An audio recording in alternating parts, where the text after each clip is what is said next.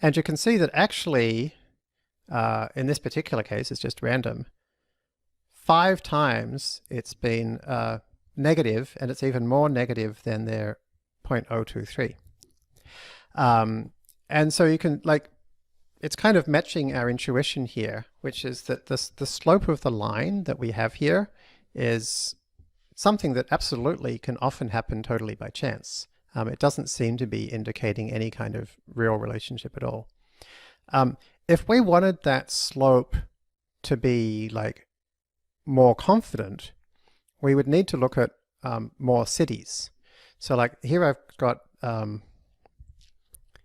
3,000 randomly generated numbers, and you can see here the slope is 0.00002, right? It's almost exactly 0, which is what we'd expect, right? When there's actually no relationship between C and R. Now in this case there isn't, they're all random. Then if we look at lots and lots of randomly generated cities, then we can say, oh yeah, there's no slope. But when you only look at 100, as we did here, you're going to see relationships totally coincidentally very, very often, right? So that's something that we need to be able to measure. And so one way to measure that is we use something called a p-value. So a p-value, here's how a p-value works. We start out with something called a null hypothesis. And the null hypothesis is basically what's our starting point assumption. So our starting point assumption might be, oh, there's no relationship between temperature and R. And then we gather some data. And have you explained what R is? I have, yes. Okay. R is the transmissibility of the virus. So then we gather data of independent and dependent variables. So in this case, the independent variable is the thing that we think might cause a dependent variable. So here the independent variable would be temperature, the dependent variable would be R. So here we've gathered data. There's the data that was gathered in this example. And then we say, what percentage of the time would we see this amount of relationship, which is a slope of 0.023, by chance? And as we've seen, one way to do that is by what we would call a simulation, which is by generating random numbers, 100 set pairs of random numbers a bunch of times and seeing how often you see this relationship. We don't actually have to do it that though. There's actually a simple equation we can use to jump straight to this number, which is what percent of the time would we see that relationship by chance. This is basically what that looks like. We have the most likely observation, which in this case would be if there is no relationship between temperature and R, then the most likely slope would be 0. And sometimes you get positive slopes by chance, and sometimes you get pretty small slopes, and sometimes you get large negative slopes by chance. And so the larger the number, the less likely it is to happen, whether it be on the positive side or the negative side. And so in our case, our question was, how often are we going to get less than negative 0.023? So it would actually be somewhere down here. I actually copied this from Wikipedia, where they were looking for positive numbers, and so they've colored in this area above a number. So this is the p-value.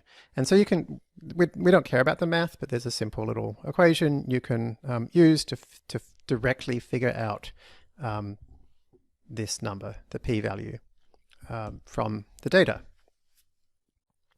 So this is kind of how nearly all kind of medical research results tend to be shown, and folks really focus on this idea of p-values, and indeed in this particular study, as we'll see in a moment, they reported p-values. So probably a lot of you have seen p-values in your previous lives. They come up in a lot of different domains. Here's the thing, they are terrible. You almost always shouldn't be using them. Don't just trust me, trust the American Statistical Association. They point out 6 things about p-values, and those include p-values do not measure the probability that the hypothesis is true, or the probability that the data were produced by random choice alone.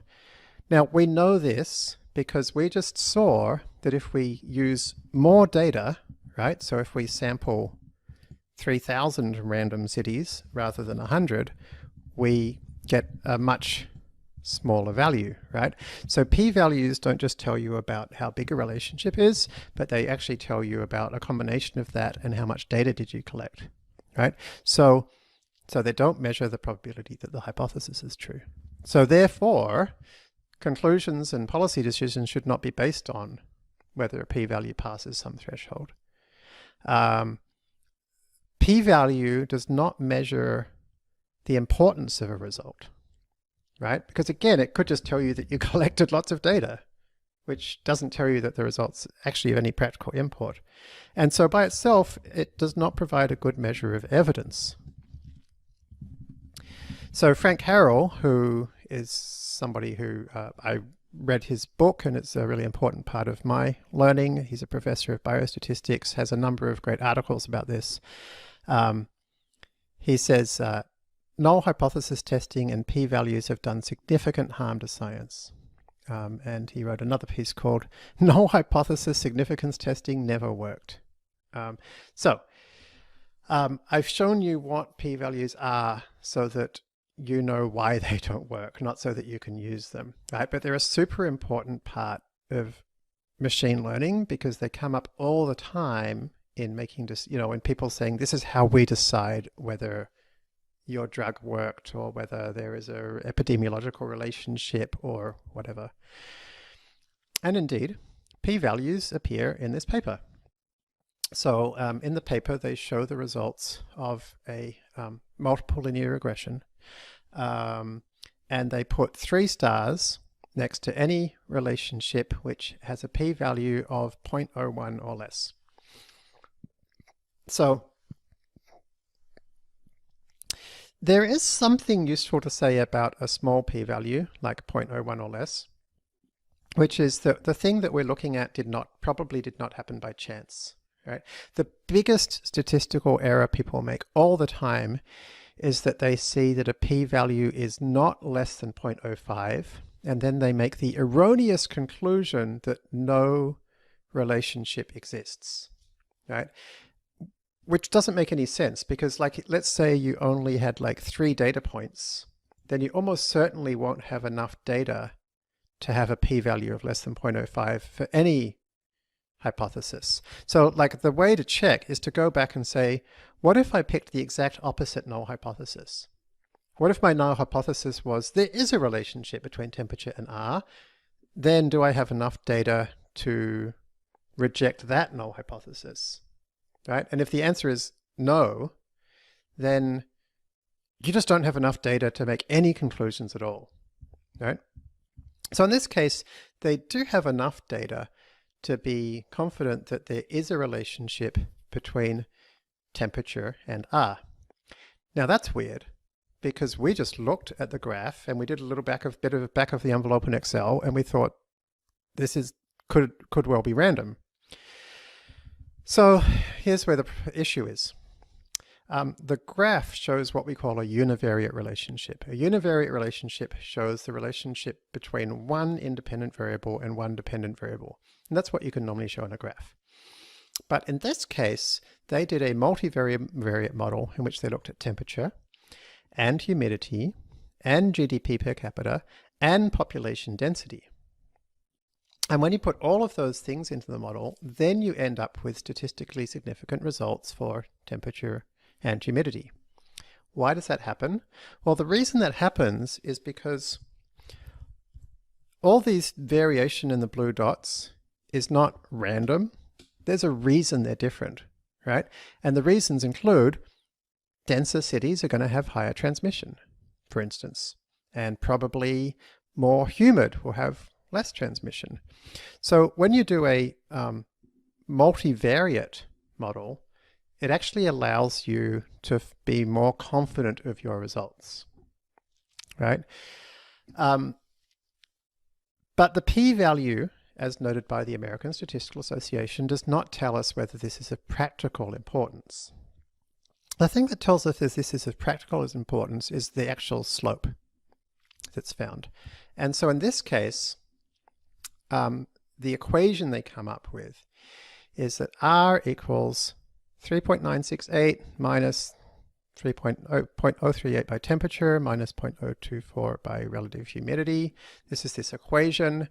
Is this practically important? Well, we can again do a little back of the envelope here by just putting that into Excel. Let's say there was one place that had a temperature of 10 centigrade and a humidity of 40. Then if this equation is correct, R would be about 2.7. Somewhere with a temperature of 35 centigrade and a humidity of 80, R would be about 0.8. So is this practically important? Oh my God, yes, right? Two different cities with different climates can be, if they're the same in every other way and this model is correct, then one city would have no spread of disease because R is less than 1. One would have massive exponential explosion. So we can see from this model that if the modeling is correct, then this is a highly practically significant result. So this is how you determine practical significance of your models. It's not with p-values, but with looking at kind of actual outcomes. So how do you think about the practical importance of a model, and how do you turn a predictive model into something useful in production? So I spent many, many years thinking about this, and I actually created with some other great folks, I actually created a paper about it, Designing Great Data Products. This is largely based on 10 years of work I did at a company I founded called Optimal Decisions Group. And Optimal Decisions Group was focused on the question of helping insurance companies figure out what prices to set. Insurance companies, up until that point, had focused on predictive modeling. Actuaries, in particular, spent their time trying to figure out how likely is it that you're going to crash your car, and if you do, how much damage might you have, and then based on that, try to figure out what price they should set for your policy. So for this company, what we did was we decided to use a different approach, which I ended up calling the drivetrain approach, which is described here, to set insurance prices and indeed to do all kinds of other things. And so for the insurance example, the objective would be for an insurance company would be, how do I maximize my, let's say, 5-year profit? And then what inputs can we control? Which I call levers. So in this case, it would be what price can I set? And then data is data which can tell you as you change your levers, how does that change your objective? So if I start increasing my price to people who are likely to crash their car, then we'll get less of them, which means we'll have less costs, but at the same time we'll also have less revenue coming in, for example. So to link up the kind of the levers to the objective via the data we collect, we build models that describe how the levers influence the objective. And this is all like, it seems pretty obvious when you say it like this, but when we started work with Optimal Decisions in 1999, nobody was doing this in insurance. Everybody in insurance was simply doing a predictive model to guess how likely people were to crash their car. And then pricing was set by like adding 20% or whatever. It was just done in a very kind of naive way. So what I did is I, over many years took this basic process and tried to help lots of companies figure out how to use it to turn predictive models into actions. So the starting point in like actually getting value in a predictive model is thinking about what is it you're trying to do, and what are the sources of value in that thing you're trying to do. The levers, what are the things you can change? Like what's the point of a predictive model if you can't do anything about it, right? Figuring out ways to find what data you have, which one's suitable, what's available, then thinking about what approaches to analytics you can then take. And then super important, like, well, can you actually implement, those changes? And super important, how do you actually change things as the environment changes? And, interestingly, a lot of these things are areas where there's not very much academic research. There's a little bit, some of the papers that have been particularly around maintenance of like, how do you decide when your machine learning model is kind of still okay? How do you update it over time? Have had like many citations, but they don't pop up very often because a lot of folks are so focused on the math, you know. And then there's the whole question of like what constraints are in place across this whole thing. So what you'll find in the book is there is a whole appendix which actually goes through every one of these 6 things and has a whole list of examples. So this is an example of how to like think about value, and lots of questions that companies and organizations can use to try and think about you know, all of these different pieces of the actual puzzle of getting stuff into production and actually into an effective product. We have a question. Sure, just a moment. So Sure. I was going to say, so do check out this appendix because it actually originally appeared as a blog post, and I think except for my COVID-19 posts that I did with Rachel, it's actually the most popular blog post I've ever written. It's had hundreds of thousands of views, and it kind of represents like 20 years of hard-won insights about like how you actually get value from machine learning in practice and what you actually have to ask. So please check it out because hopefully you'll find it helpful. So when we think about this for the question of how should people think about the relationship between seasonality and transmissibility of COVID-19, you kind of need to dig really deeply into the questions about like, oh, not just what are those numbers in the data, but what does it really look like, right? So one of the things in the paper that they show is actual maps, right, of temperature and humidity and R, right? And you can see, like, not surprisingly, that humidity and temperature in China are what we would call autocorrelated, which is to say that places that are close to each other, in this case geographically, have similar temperatures and similar humidities. And so like this actually puts into the question the p-values that they have, right? Because you can't really think of these as 100 totally separate cities, because the ones that are close to each other probably have very close behavior. So maybe you should think of them as like a small number of sets of cities, you know, of kind of larger geographies. So these are the kinds of things that when you look actually into a model, you need to like think about what are the limitations, but then to decide like, well, what does that mean? What do I do about that? You need to think of it from this kind of utility point of view, this kind of end-to-end, what are the actions I can take, what are the results point of view, not just null hypothesis testing. So in this case, for example, there are basically 4 possible key ways this could end up. It could end up that there really is a relationship between temperature and R, or so that's what the right-hand side is, or there is no real relationship between temperature and R. And we might act on the assumption that there is a relationship, or we might act on the assumption that there isn't a relationship. And so you kind of want to look at each of these 4 possibilities and say like, well, what would be the economic and societal consequences? And, you know, there's going to be a huge difference in lives lost and, you know, economies crashing and whatever else to, you know, for each of these 4.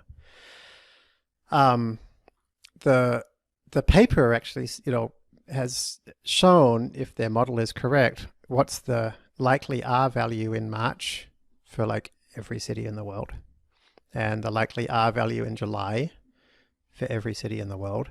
And so, for example, if you look at kind of New England and New York, the prediction here is, and also the very coast of the West Coast, is that in July, the disease will stop spreading. Now, you know, if that happens, if they're right, then that's going to be a disaster, because I think it's very likely in America and also the UK that people will say, oh, turns out this disease is not a problem. You know, it didn't really take off at all. The scientists were wrong. People will go back to their previous day-to-day life. And we could see what happened in 1918, flu virus of like the second go around when winter hits could be much worse than the start, right? So like there's these kind of like huge potential policy impacts depending on whether this is true or false. And so to think about it, to yes, go Oh, on. I also just wanted to say that it would be very irresponsible to think, oh, summer's going to solve it. We don't need to act now. Just in that this is something growing exponentially and could do a huge amount of damage. Yeah, yeah. So it could I be a mean, already problem. has done a huge amount Exactly. of So it could be a damage, problem but either way. If you assume that there will be seasonality and that summer will fix things, then it could lead you to be apathetic now.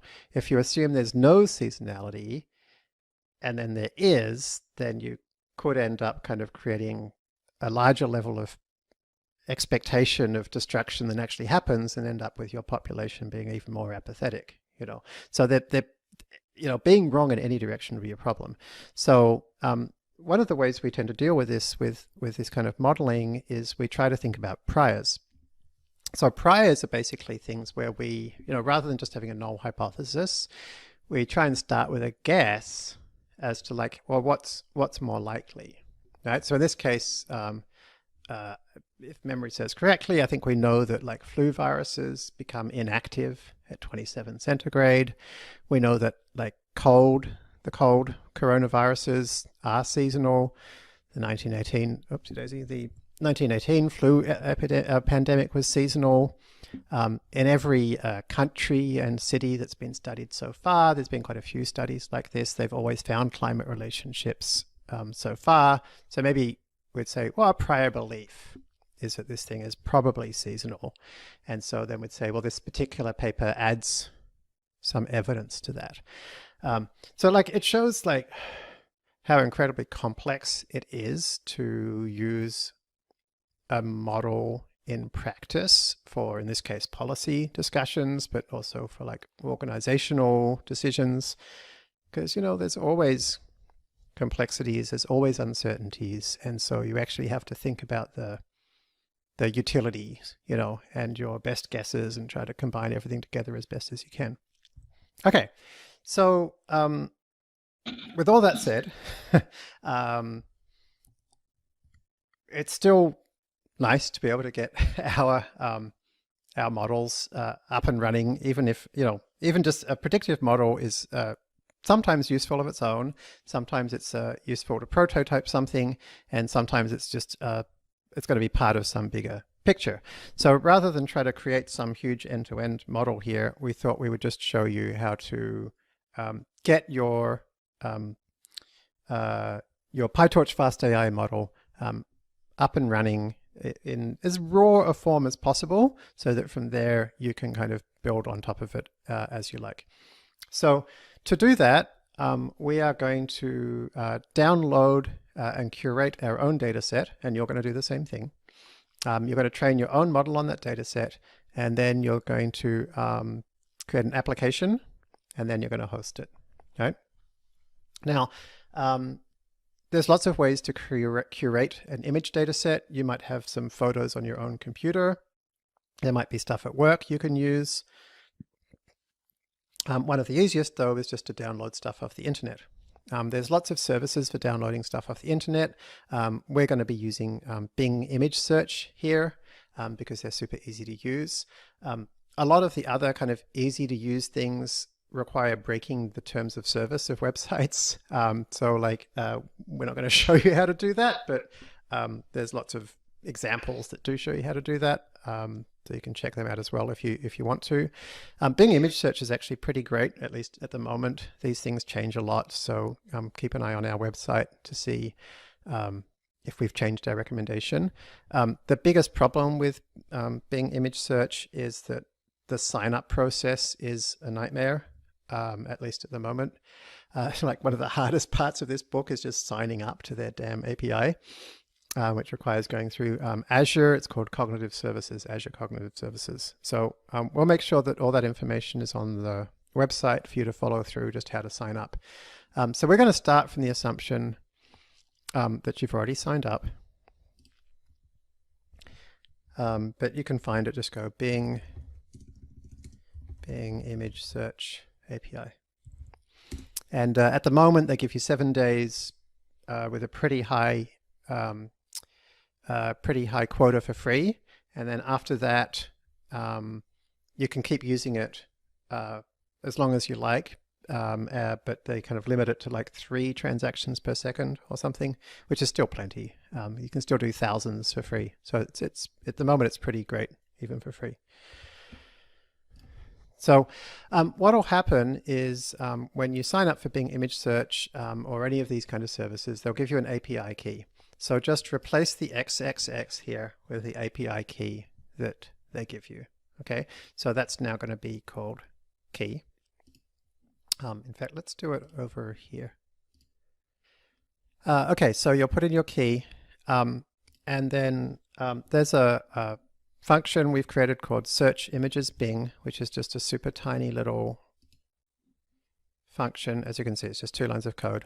I was just trying to save a little bit of time,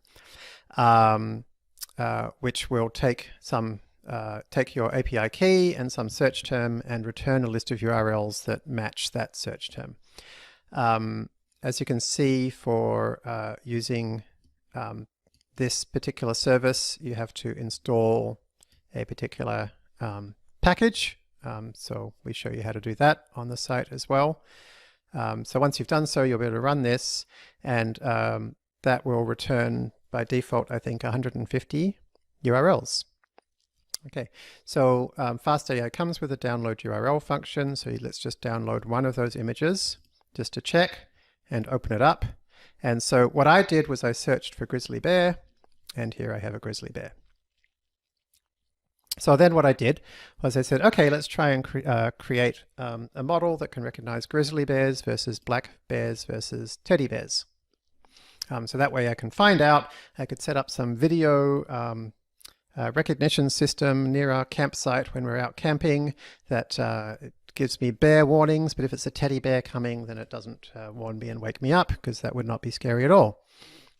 So then I just go through each of those 3 bear types, create a directory with the name of grizzly or black or teddy bear, search Bing for that particular search term along with bear, and download. And so download images is a FastAI function as well. So after that, I can call getImageFiles, which is a FastAI function that will just return recursively all of the image files inside this path. And you can see it's given me bears / black / and then lots of numbers. One of the things you have to be careful of is that a lot of the stuff you download will turn out to be like not images at all and will break. So you can call verify images to check that all of these file names are actual images. In this case, I didn't have any failed, so it's empty. But if you did have some, then you would call path.unlink. Path.unlink is part of the Python standard library, and it deletes a file. And map is something that will call this function for every element of this collection. This is part of a special FastAI class called L. It's basically it's kind of a mix between the Python standard library list class and a NumPy array class. And we'll be learning more about it later in this course. But it basically tries to make it super easy to do kind of more functional style programming in Python. So in this case, it's going to unlink everything that's in the failed list, which is probably what we want, because they're all the images that failed to verify. All right, so we've now got a path that contains a whole bunch of images, and they're classified according to black, grizzly, or teddy based on what folder they're in. And so we're going to create a model. And so to create a model, the first thing we need to do is to tell FastAI what kind of data we have and how it's structured. Now, in lesson 1 of the course, we did that by using what we call a factory method, which is we just said image data loaders dot from name, and it did it all for us. Those factory methods are fine for beginners, but now we're into lesson 2. We're not quite beginners anymore. So we're going to show you the super flexible way to use data in whatever format you like, and it's called the data block API. And so the data block API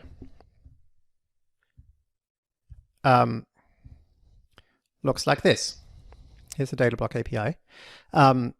You tell FastAI what your independent variable is and what your dependent variable is. So what your labels are and what your input data is. So in this case, our input data are images and our labels are categories.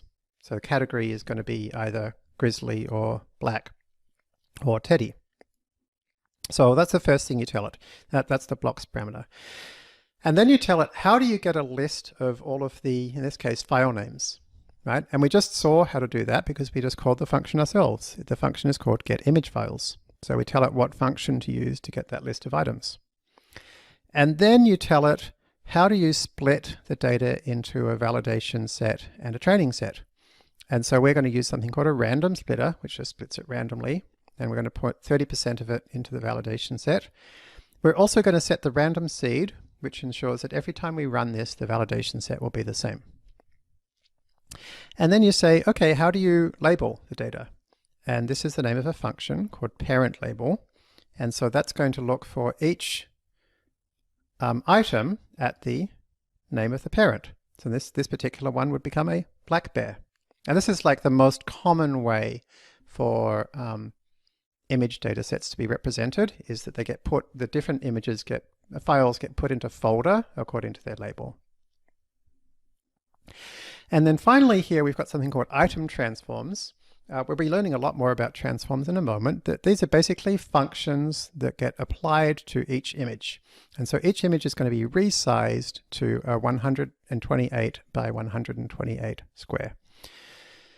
So we're going to be learning more about data block API soon, but basically the process is going to be, it's going to call whatever is getItems, which is a list of image files.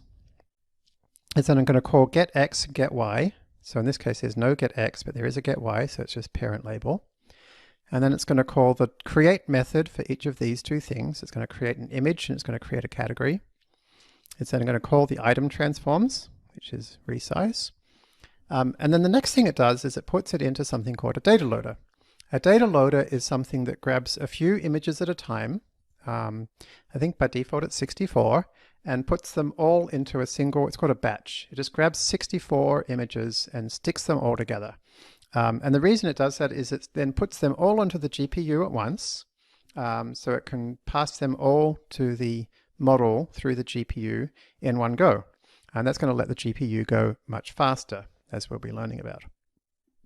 And then finally, we don't use any here, we can have something called batch transforms, which we will talk about later. And then somewhere in the middle about here, conceptually, is the splitter, which is the thing that splits into the training set and the validation set. So this is a super flexible way to tell FastAI how to work with your data. And so at the end of that, it returns an object of type data loaders. That's why we always call these things DLs, right? So data loaders has a validation and a training data loader. And a data loader, as I just mentioned, is something that grabs a batch of a few items at a time and puts it on the GPU for you. So this is basically the entire code of data loaders. So the details don't matter. I just wanted to point out that, like, a lot of these concepts in FastAI, when you actually look at what they are, they're incredibly simple little things. It's literally something that you just pass in a few data loaders to, and it stores them in an attribute and gives you the first one back as .train and the second one back as .valid. So we can create our data loaders by first of all creating the data block, and then we call the data loaders, passing in our path to create DLs. And then you can call show batch on that. You can call show batch on pretty much anything in FastAI to see your data. And look, we've got some grizzlies, we've got a teddy, we've got a grizzly. So you get the idea, right? I'm going to look at these different, I'm going to look at data augmentation next week. So I'm going to skip over data augmentation. And let's just jump straight into training your model.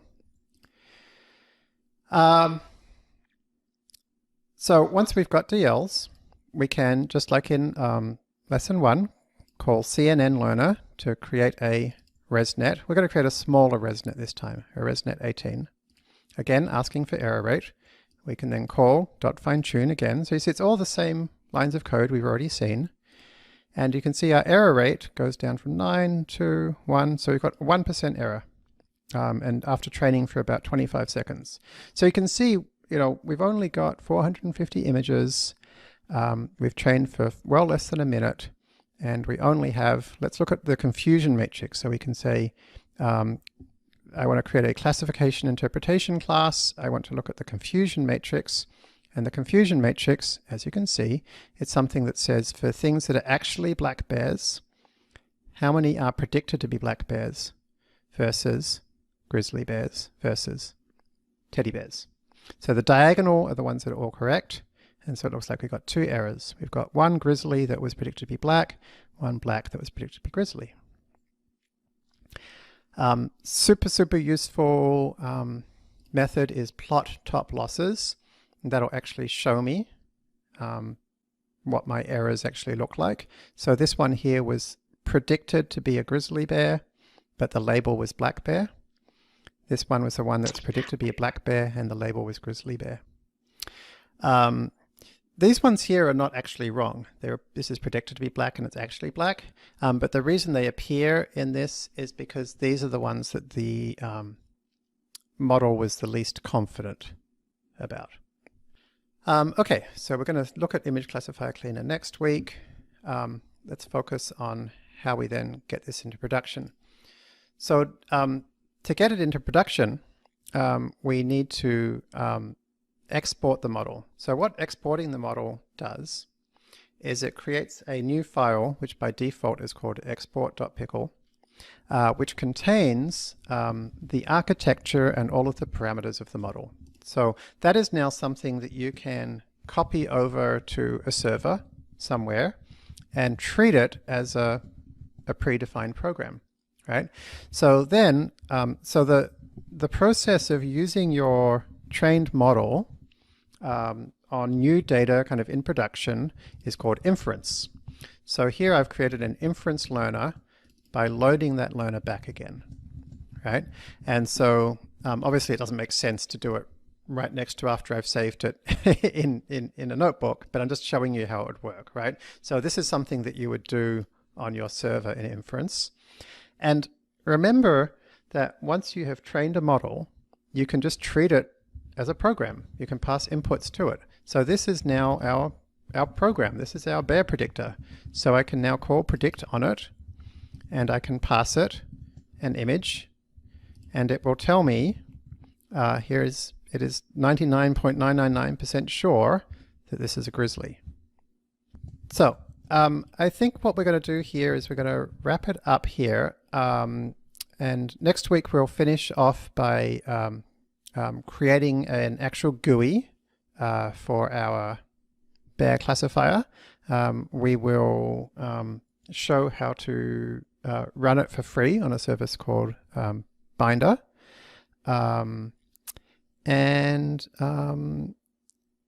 Yeah, and then I think we'll be ready to dive into some of the details of what's going on behind the scenes. Any questions or anything else before we wrap up, Rachel? No.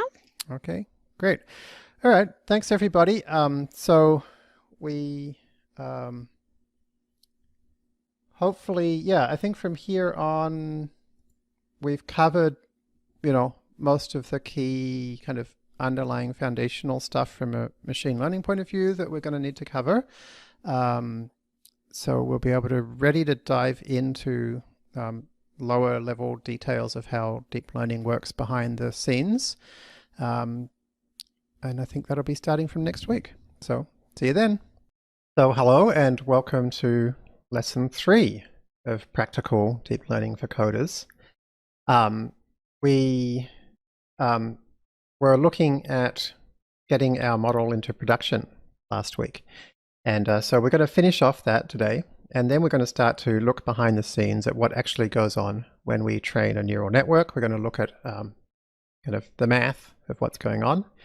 And we're going to learn about SGD and some important stuff like that.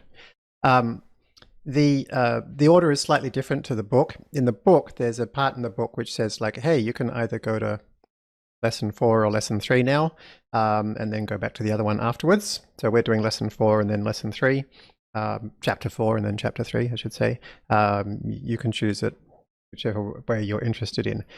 Chapter 4 is the more technical chapter about the foundations of how deep learning really works, whereas chapter 3 is all about ethics. So with the lessons, we'll do that next week.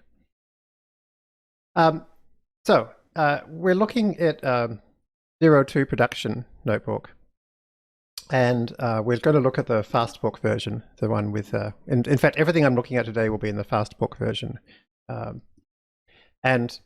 Remember last week we had a look at our bears, and we created this data loaders object by using the data block API, which I hope everybody's had a chance to experiment with this week. If you haven't, now's a good time to do it. We kind of skipped over one of the lines a little bit, which is this item transforms. So what this is doing here when we said resize, the images we downloaded from the internet are lots of different sizes and lots of different aspect ratios. Some are tall and some are wide, some are square and some are big, some are small. When you say resize for an item transform, it means each item, so an item in this case is one image, is going to be resized to 128 by 128 by squishing it or stretching it. And so we had a look at, you can always say show batch to see a few examples, and this is what they look like. Squishing and stretching isn't the only way that we can resize. Remember, we have everything, we have to make everything into a square before we kind of get it into our model. By the time it gets to our model, everything has to be the same size in each mini batch. So that's why, and making it a square is not the only way to do that, but it's the easiest way, and it's by far the most common way.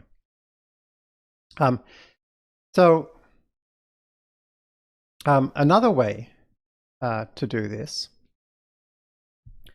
is we can create another data block object, and we can make a data block object that's an identical copy of an existing data block object, where we can then change just some pieces. And we can do that by calling the new method, which is super handy.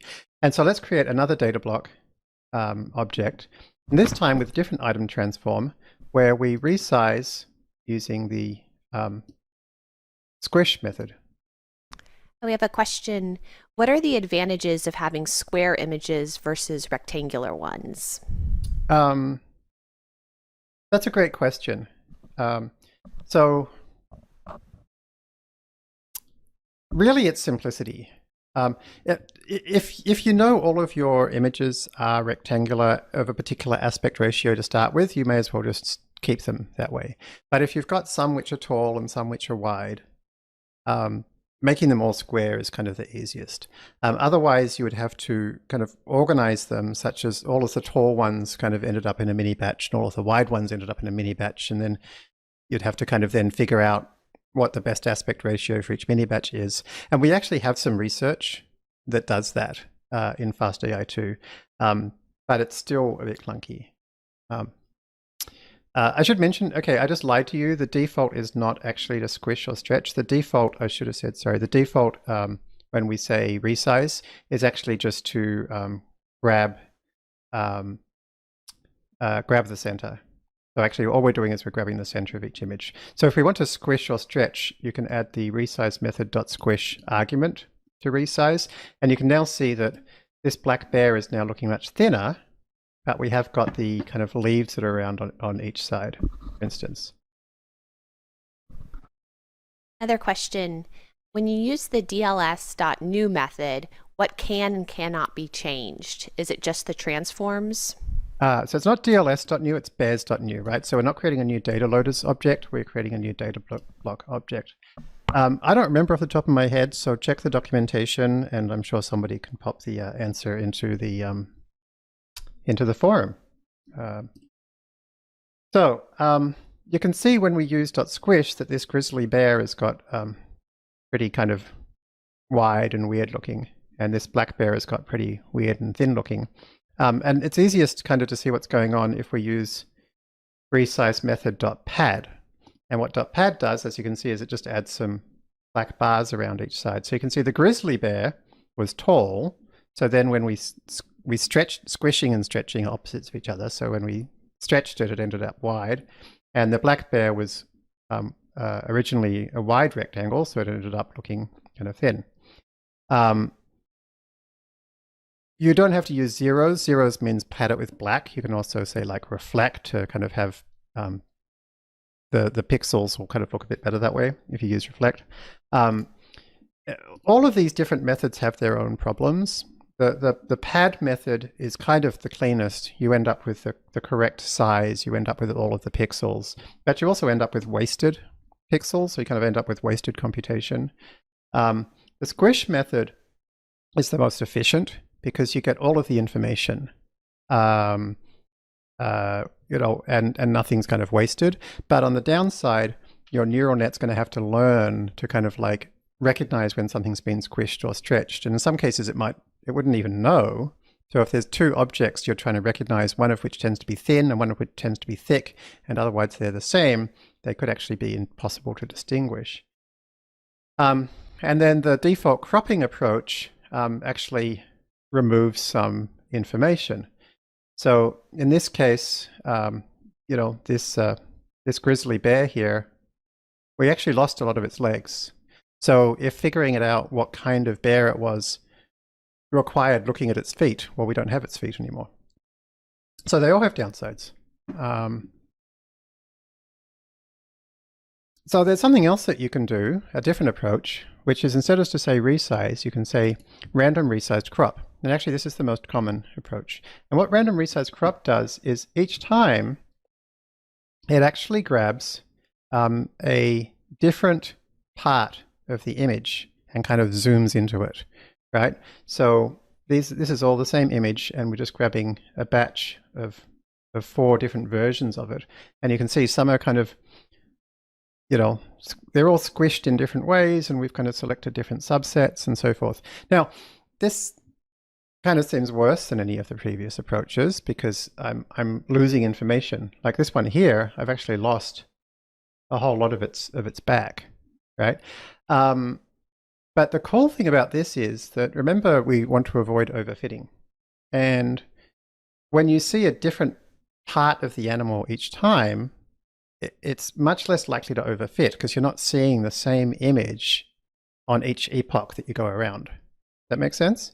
So, so this random resized crop approach is actually super popular. And so min scale 0.3 means we're going to pick at least 30% of the pixels of kind of the original size each time. And then we'll kind of like zoom into that square.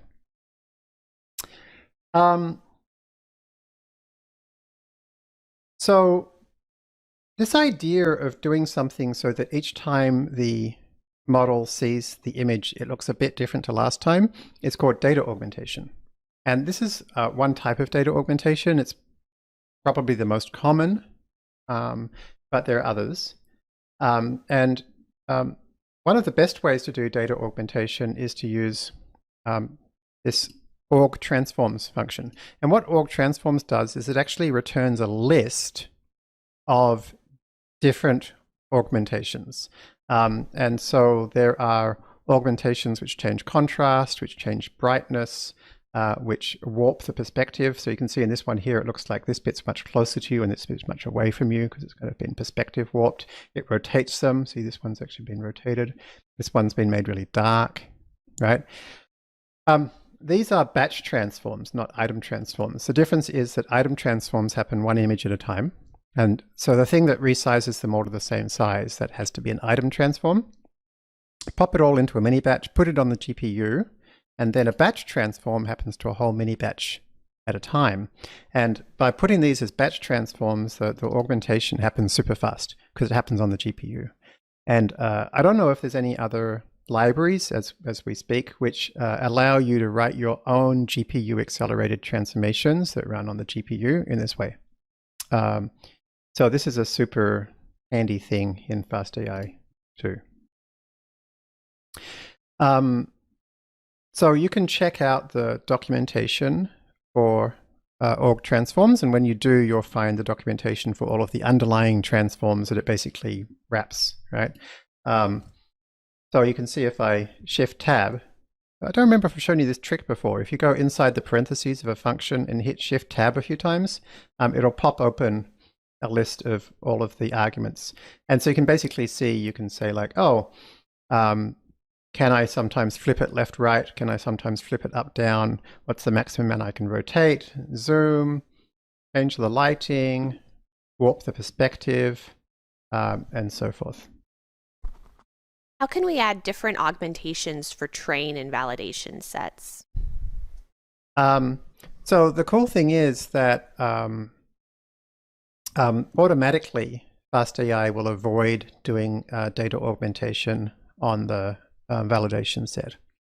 So all of these org transforms will only be applied to the training set, with the exception of random resize crop. Random resize crop has a different behavior for each.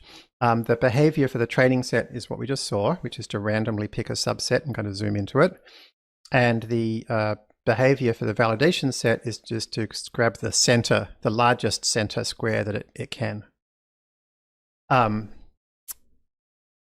You can write your own transformations. They're just Python. They're just standard PyTorch code. The way, if you, and by default, it will only be applied to the training set. If you want to do something fancy like random resize crop, where you actually have different things being applied to each, you should come back to the next course to find out how to do that, or read the documentation. It's not rocket science, but it's not something most people need to do.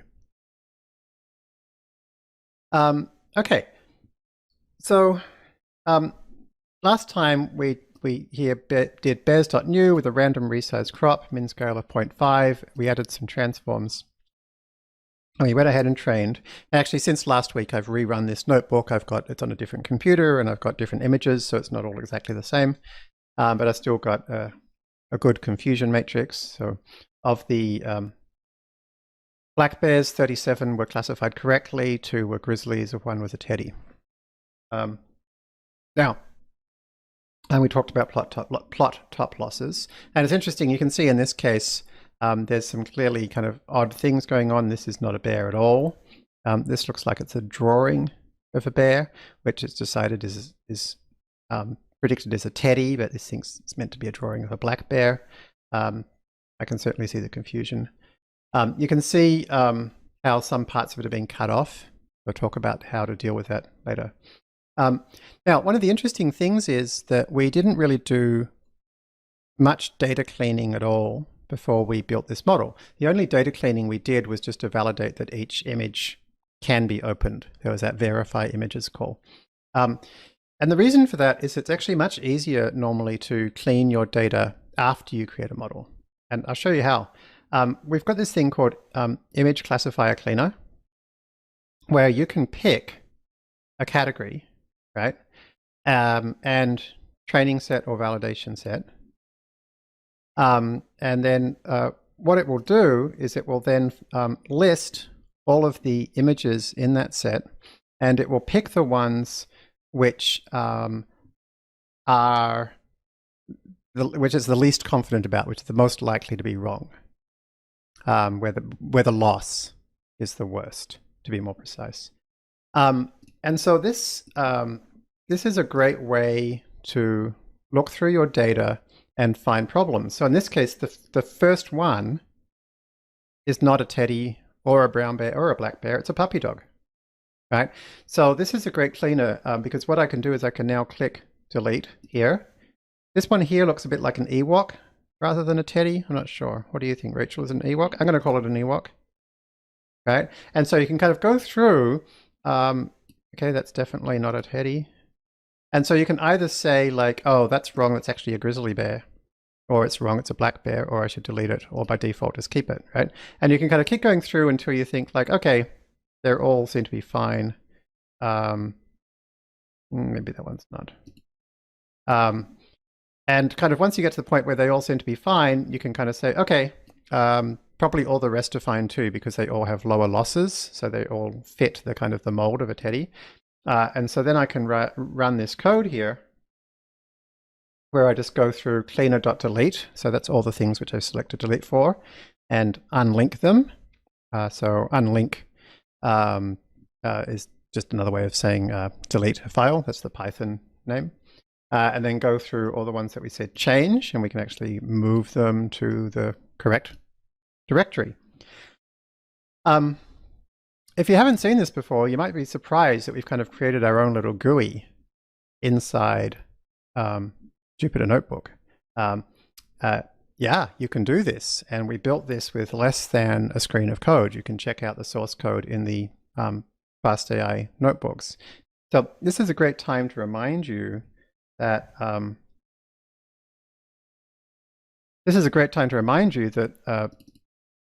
FastAI is built with notebooks.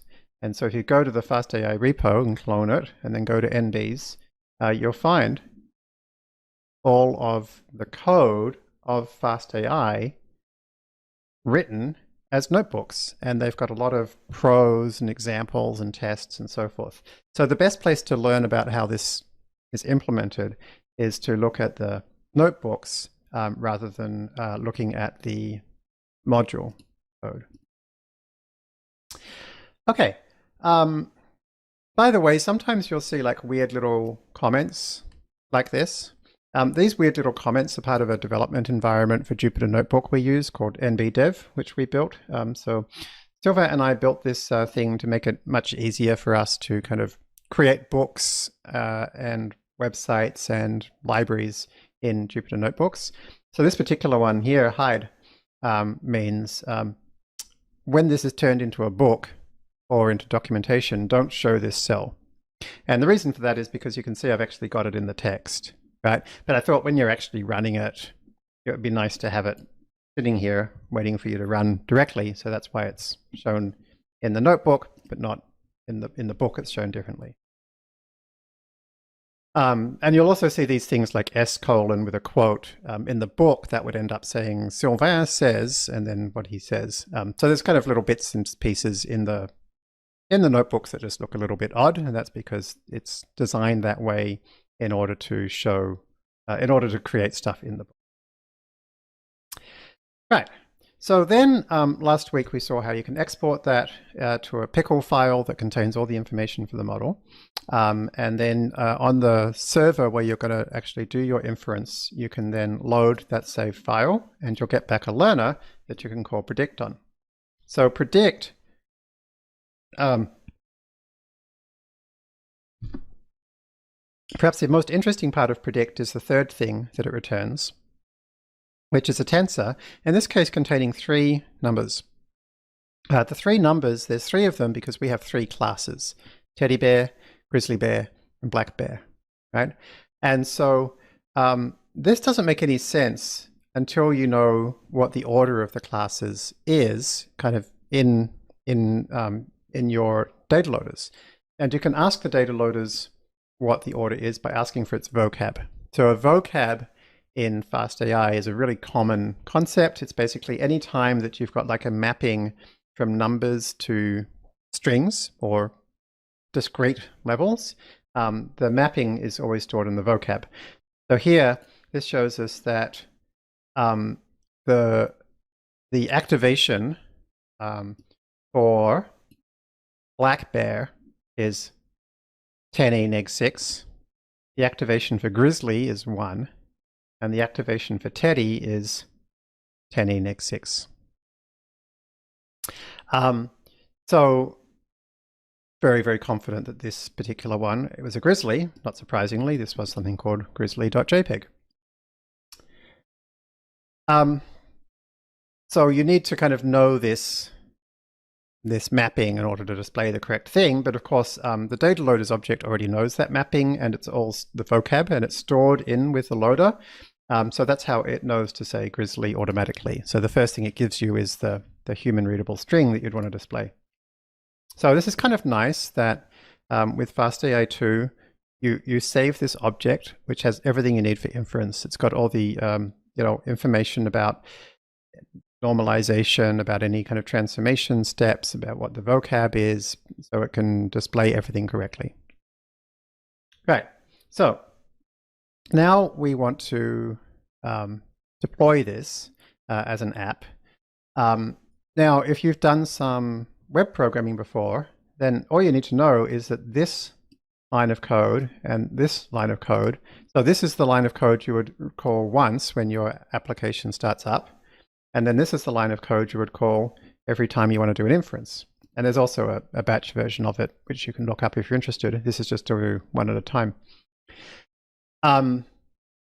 So there's nothing special if you're already a web programmer or have access to a web programmer. These are, you just have to stick these two lines of code somewhere, and the three things you get back are the human readable string, if you're doing categorization, the index of that, which in this case is 1, is Grizzly, and the probability of each class.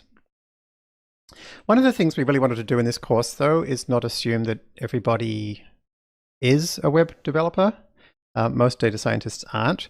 But gee, wouldn't it be great if all data scientists could at least prototype an application to show off the thing they're working on? And so we've tried to kind of curate an approach, which none of it's stuff we've built, it's really just curated, which shows how you can create a GUI and create a complete application in Jupyter Notebook. So the key pieces of technology we use to do this are IPython widgets, which is always called IPyWidgets, and voila. IPyWidgets, which we import by default as widgets, and that's also what they use in their own documentation, has GUI widgets. For example, a file upload button. So if I create this file upload button and then display it, I see, and we saw this in the last lesson as well, or maybe it was lesson 1, an actual clickable button. So I can go ahead and click it, and it says now, okay, you've selected one thing. So how do I use that? Well, these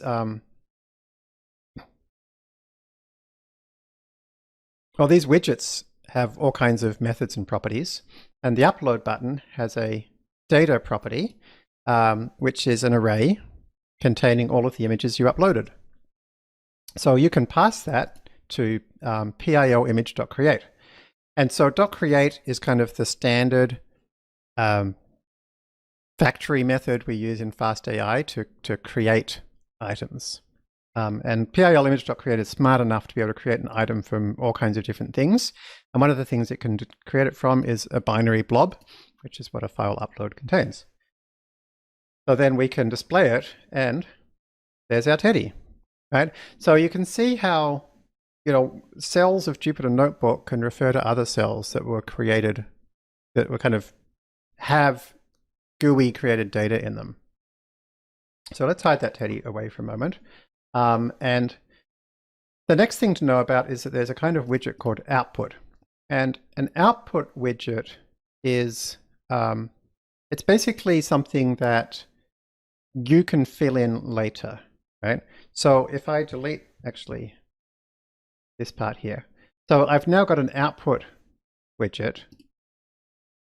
Yeah, actually, let's do it this way around.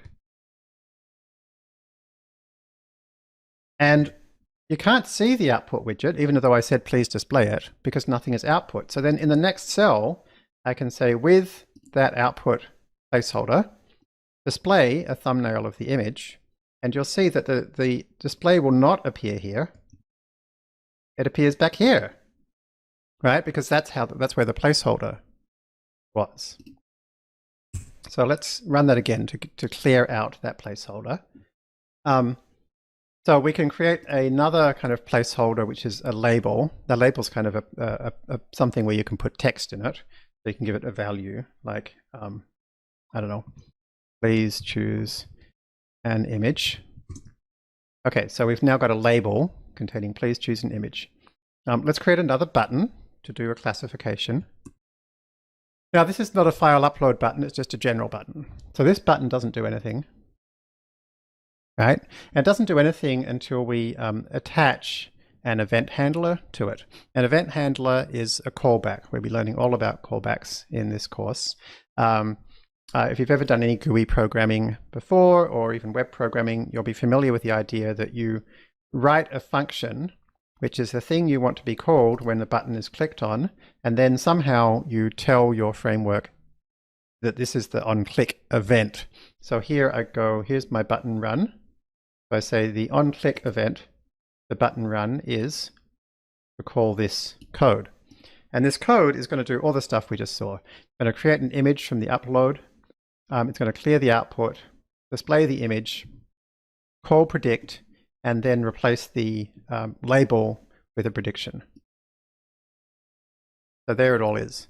Now, so that hasn't done anything, but I can now go back to this classify button, which now has an event handler attached to it. So watch this. Click. Boom. And look, that's been filled in. That's been filled in, right? In case you missed it, let's run these again to clear everything out. Okay, everything's gone. This is please choose an image. There's nothing here. I click classify. Oh, pop, pop. Right? So it's kind of amazing how our notebook has suddenly turned into this interactive prototyping playground of building applications. And so once all this works, we can dump it all together. And so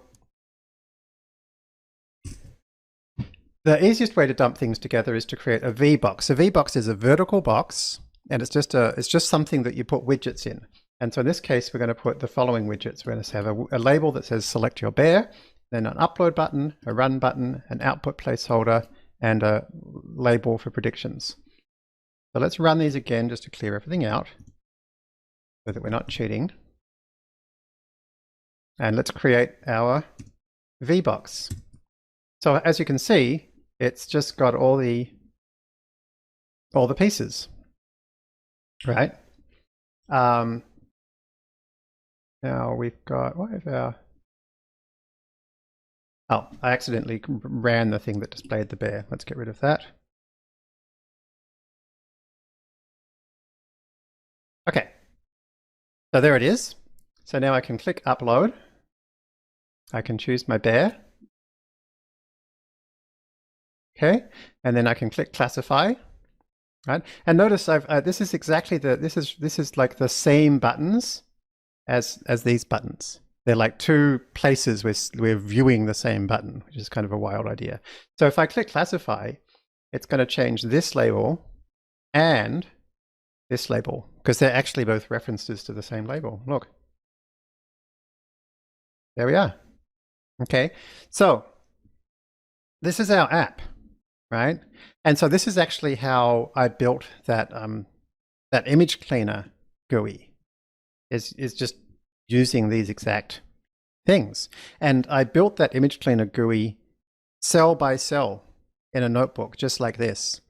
And so you get this kind of interactive experimental framework for building a GUI. So if you're a data scientist who's never done GUI stuff before, this is a great time to get started because now you can make actual programs. Now, of course, an actual program running inside a notebook is kind of cool, but what we really want is this program to run in a place anybody can run it. That's where Voila comes in. So Voila needs to be installed. So you can just run these lines to install it. It's listed in the pros. And what Voila does is it takes a notebook and doesn't display anything except for the markdown, the IPython widgets, and the outputs. Right? So all the code cells disappear, and it doesn't give the person looking at that page the ability to run their own code. They can only interact with the widgets. Right? So what I did was I copied and pasted that code from the notebook into a separate notebook which only has those lines of code, right? So, so these are just the same lines of code that we saw before. And so this is a notebook. It's just a normal notebook. And then I installed Voila. And then when you do that, if you navigate to this notebook, but you replace notebooks up here with Voila, it actually displays not the notebook, but just, as I said, the markdown and the widgets. So here I've got my bear classifier, and I can click upload.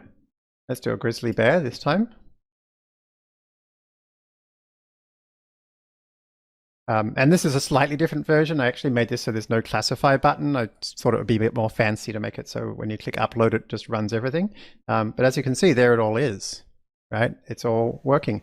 So this is the world's simplest prototype, but it's a proof of concept, right? So you can add widgets with drop downs and sliders and charts and everything that you can have in a an Angular app or a React app or whatever. And in fact, there's even stuff which lets you use, for example, the whole Vue.js framework. If you know that, it's a very popular JavaScript framework. The whole Vue.js framework, you can actually use it in widgets, and voila. So now we want to get it so that this this app can be run by someone out there in the world. So the Voila documentation shows a few ways to do that, but perhaps the easiest one is to use a system called Binder. And so Binder is at mybinder.org. And all you do is you paste in your GitHub repository name here, right? And this is all in the book, right? So you paste in your GitHub repo name. You change where it says file, you change that to URL, you can see, and then you put in the path which we were just experimenting with, right? So you pop that here, and then you say launch. And what that does is it then gives you a URL.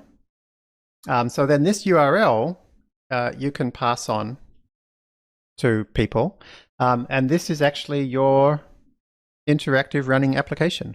So Binder's free, and so this is anybody can now use this to take their Voila app and make it a publicly available web application.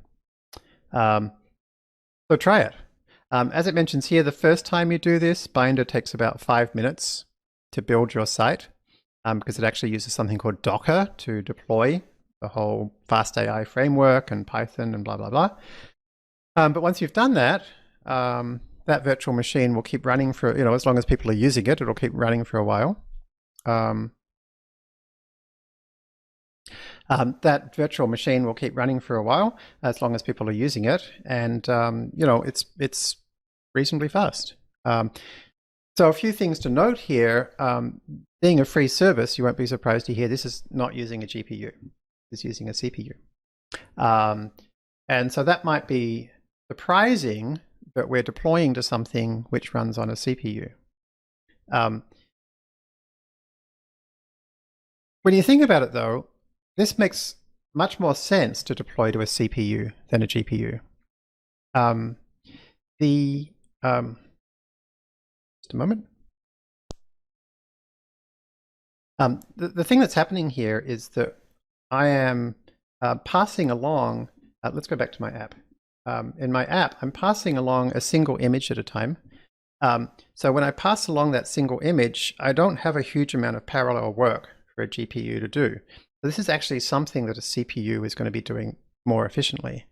So we found that for folks coming through this course, the vast majority of the time, they wanted to deploy inference on a CPU, not a GPU, because they're normally just doing one item at a time.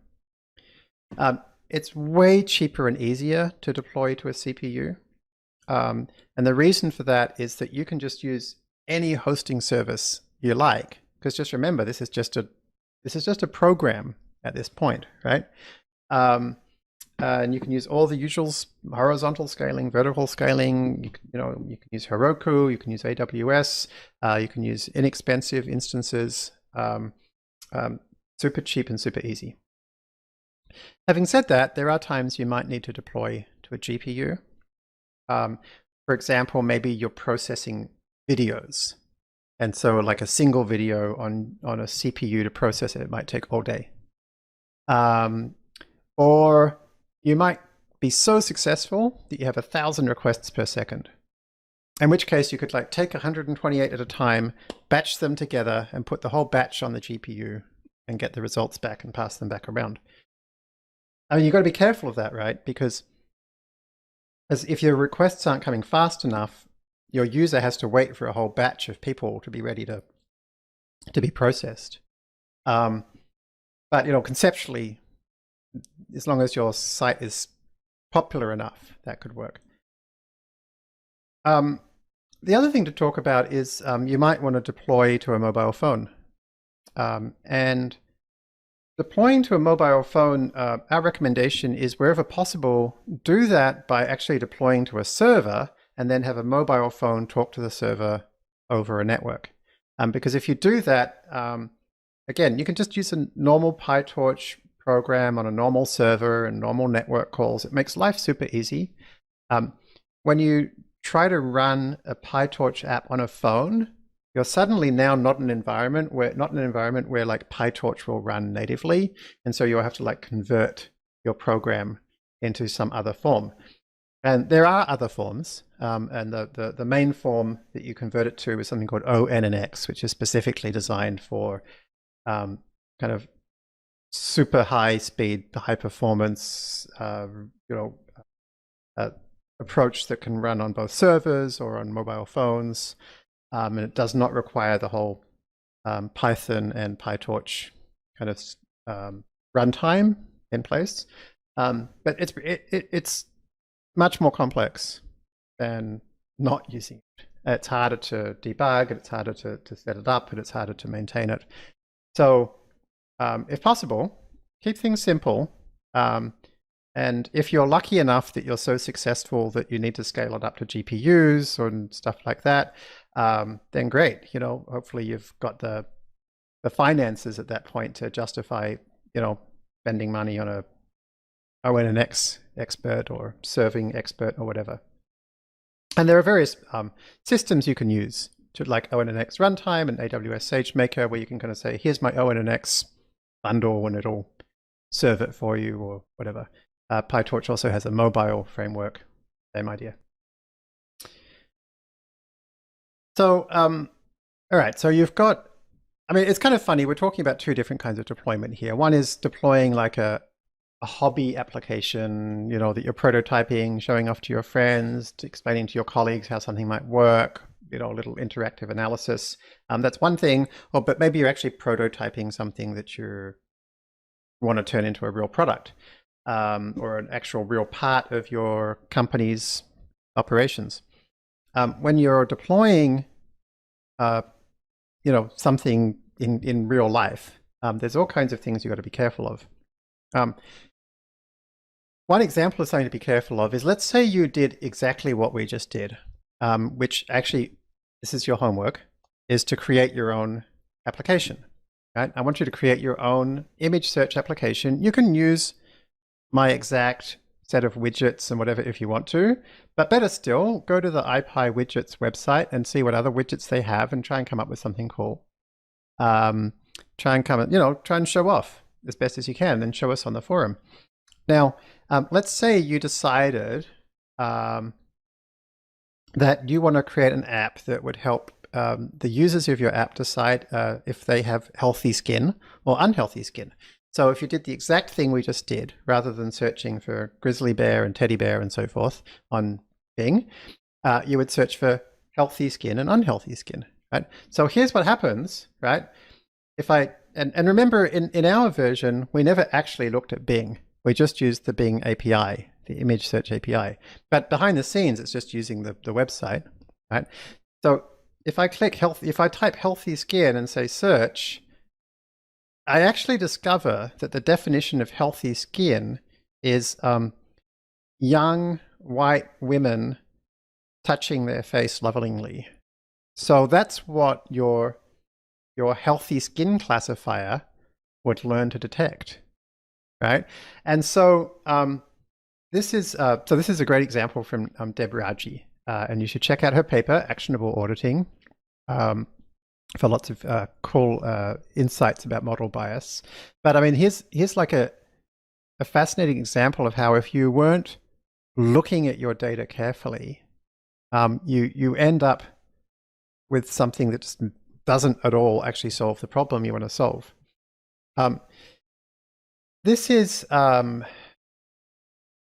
tricky, right? Because the data that you train your algorithm on, if you're building like a new product that didn't exist before, by definition, you don't have examples of the kind of data that's going to be used in real life, right? So you kind of try to find some from somewhere, and if you do that through like a Google search, it's pretty likely you're not going to end up with a set of data that actually reflects the kind of mix you would see in real life. The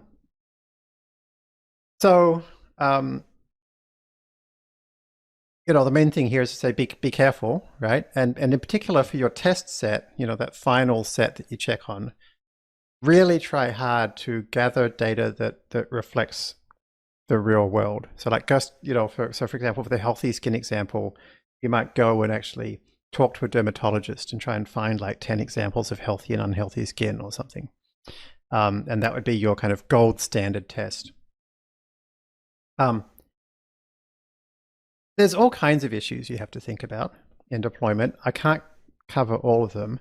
I can tell you that this O'Reilly book called Building Machine Learning Powered Applications is a great resource.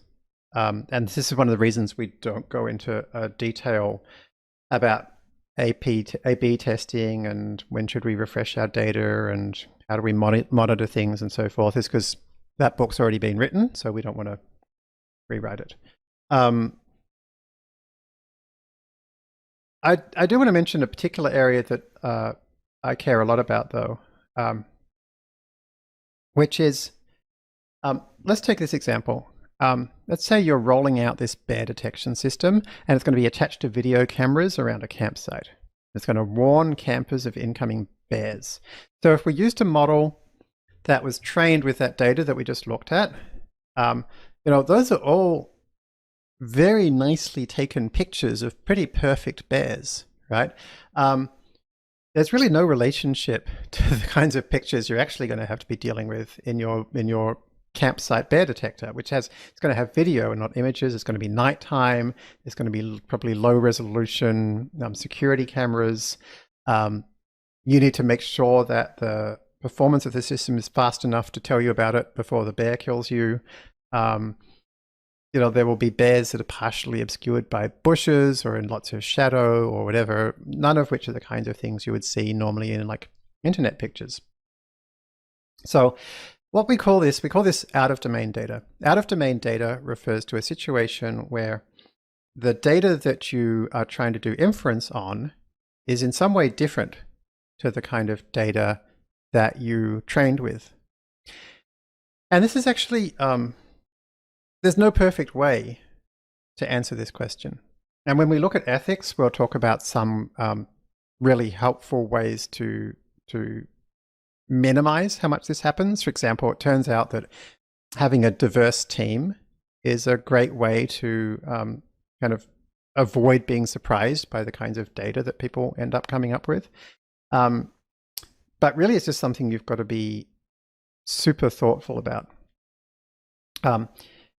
Very similar to that is something called domain shift. And domain shift is where maybe you start out with all of your data is in domain data, but over time, the kinds of data that you're seeing changes. And so over time, maybe raccoons start invading your campsite, and you weren't training on raccoons before, it was just a bear detector. And so that's called domain shift, and that's another thing that you have to be very careful of. Rachel, was your question? No, I was just going to add to that in saying that all data is biased, so there's not kind of a form of debiased data or perfectly representative in all cases data, and that a lot of the proposals around addressing this have kind of been converging to this idea that you see in papers like Timnit Gebru's data sheets for data sets of just writing down a lot of the details about your data set and how it was gathered and in which situations it's appropriate to use and how it was maintained. And so that's not that you've totally eliminated bias, but that you're just very aware of the attributes of your data set so that you won't be blindsided by them later. And there have been kind of several proposals in that school of thought, which I really like around this idea of just kind of understanding how your data was gathered and what its limitations are. Thanks, Rachel. So a key problem here is that you can't know the entire behavior of your neural network. With normal programming, you typed in the if statements and the loops and whatever. So in theory, you know what the hell it does, although it's still sometimes surprising. In this case, you didn't tell it anything. You just gave it examples to learn from and hoped that it learned something useful. There are hundreds of millions of parameters in a lot of these neural networks. And so there's no way you can understand how they all combine with each other to create complex behavior. So really, like, there's a natural compromise here, is that we're trying to get sophisticated behavior. So like recognizing pictures, sophisticated enough behavior we can't describe it. And so the natural downside is you can't expect the process that the thing is using to do that to be describable for you to be able to understand it. So our recommendation for kind of dealing with these issues is a very careful deployment strategy, which I've summarized in this little graph, this little chart here. The idea would be, first of all, whatever it is that you're going to use the model for, start out by doing it manually. So have a park ranger watching for bears, have the model running next to them, and each time the park ranger sees a bear, they can check the model and see, like, did it seem to have picked it up? So the model's not doing anything. There's just a person who's like running it and seeing would it have made sensible choices. And once you're confident that it makes sense, that what it's doing seems reasonable, it's been as close to the real life situation as possible, then deploy it in a time and geography limited way. So pick like one campsite, not the entirety of California, and do it for, one day, and have somebody watching it super carefully, right? So now the basic bear detection is being done by the bear detector, but there's still somebody watching it pretty closely, and it's only happening in one campsite for one day. And so then, as you say, like, okay, we haven't destroyed our company yet, so let's do 2 campsites for a week, and then let's do, the entirety of Marin for a month, and so forth. So this is actually what we did when I used to be at this company called Optimal Decisions. Optimal Decisions was a company that I founded to do insurance pricing. And if you change insurance prices by, 1% or 2 in the wrong direction, the wrong way, you can basically destroy the whole company. This has happened many times. Insurers are companies that set prices. That's basically the product that they provide. So when we deployed new prices for Optimal Decisions, we always did it by saying okay, we're going to do it for 5 minutes for everybody whose name ends with a D. So we'd kind of try to find some group which hopefully would be fairly, they would all be different, but not too many of them. And we'd gradually scale it up, and you've got to make sure that when you're doing this, that you have a lot of really good reporting systems in place that you can recognize, are your customers yelling at you? Are your computers burning up? Are your computers burning up? Are your costs spiraling out of control, and so forth? So it really requires great reporting systems. Does FastAI have methods built in that provide for incremental learning, i.e. improving the model slowly over time with a single data point each time? Yeah, that's a great question. So this is a little bit different, which is this is really about dealing with domain shift and similar issues by continuing to train your model as you do inference. And so the good news is you don't need anything special for that. It's basically just a transfer learning problem. So you can do this in many different ways. Probably the easiest is just to say like, okay, each night, probably the easiest is just to say, okay, each night, at midnight, we're going to set off a task which grabs all of the previous day's transactions as mini batches and trains another epoch. And so, yeah, that actually works fine. You can basically think of this as a fine-tuning approach where your pre-trained model is yesterday's model and your fine-tuning data is today's data. So as you roll out your model, one thing to be thinking about super carefully is that it might change the behavior of the system that it's a part of. And this can create something called a feedback loop.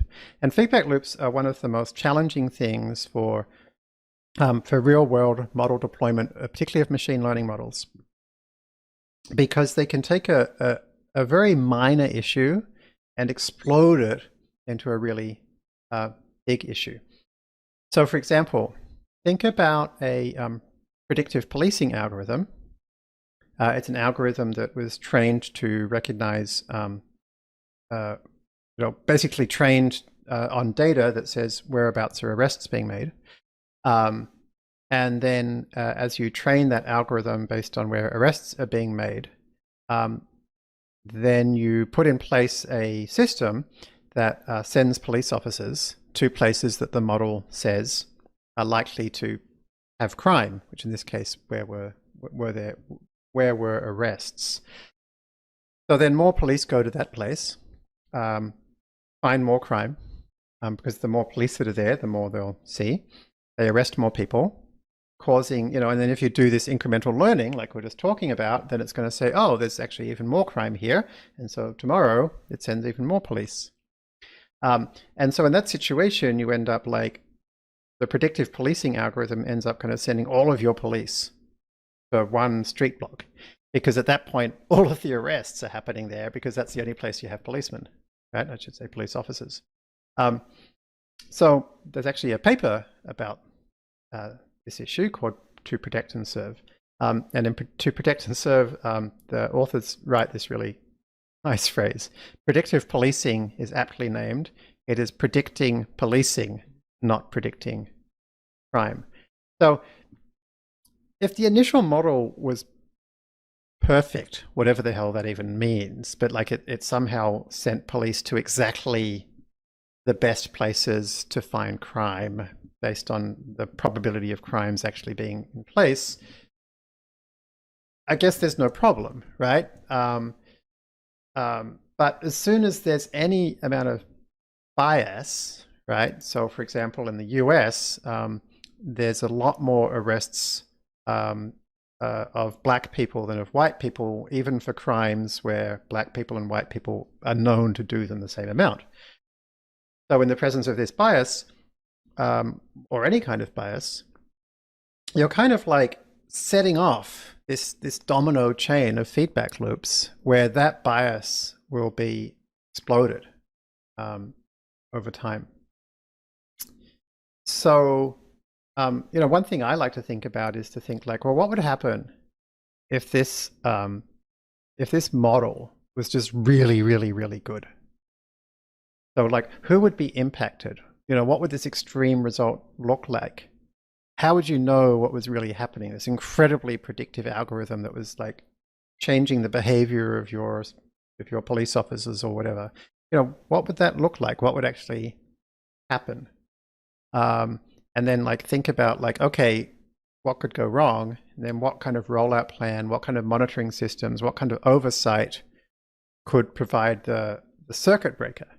Because that's what we really need here, right? Is we need, like, nothing's going to be perfect. You can't be sure that there's no feedback loops. But what you can do is try to be sure that you see when the behavior of your system is behaving in a way that's not what you want. Did you have anything to add to that, Rachel? All I would add to that is that you're at risk of potentially having a feedback loop anytime that your model is kind of controlling what your next round of data looks like. And I think that's true for pretty much all products. And that can be, I think, a hard jump from people coming from kind of a science background where you may be thinking of data as I have just observed some sort of experiment, whereas kind of whenever you're building something that interacts with the real world, you are now also controlling what your future data looks like based on kind of the behavior of your algorithm for the current round of data. Right. So so given that you probably can't avoid feedback loops, the thing you need to then really invest in is the human in the loop. And so a lot of people like to focus on automating things, which I find weird. If you can decrease the amount of human involvement by like 90%, you've got almost all of the economic upside of automating it completely, but you still have the room to put human circuit breakers in place. You need these appeals processes, you need the monitoring, you need humans involved to kind of go, hey, that's weird. I don't think that's what we want. Okay. Yes, Rachel. And just one more note about that. Those humans, though, do need to be integrated well with kind of product and engineering. And so one issue that comes up is that in many companies, I think that ends up kind of being underneath trust and safety, handles a lot of sort of issues with how things can go wrong or how your platform can be abused. And often trust and safety is pretty siloed away from product and eng, which actually kind of has the control over these decisions that really end up influencing them. And so having the engineers probably consider them to be pretty annoying a lot of the time, huh? They get in the way of them getting software out the door.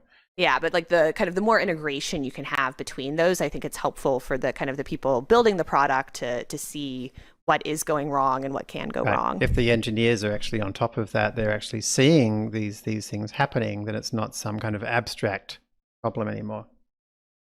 So, at this point, now that we've got to the end of chapter 2, you actually know a lot more than most people about deep learning, and actually about some pretty important foundations of machine learning more generally and of data products more generally.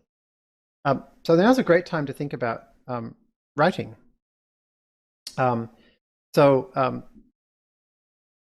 Sometimes we have a formatted text that doesn't quite format correctly in Jupyter Notebook, by the way. It only formats correctly in the book. So that's what it means when you see this kind of pre-formatted text. So the idea here is to think about starting writing at this point before you go too much further. Rachel. Oh, there was a question. Oh, okay. Let's hit the question. Question is, I assume there are fast AI type ways of keeping a nightly updated transfer learning setup. Could there be one of the Fast AI version 4 notebooks have an example of the nightly transfer learning training like the previous person asked? I would be interested in knowing how to do that most effectively with Fast AI. Sure. So I guess my view is there's nothing Fast AI specific about that at all. So I actually suggest you read Emmanuel's book, that book I showed you, to understand the kind of the ideas. And if people are interested in this, I can also point you at some academic research about this as well. There's not as much as there should be, but there is some good work in this area.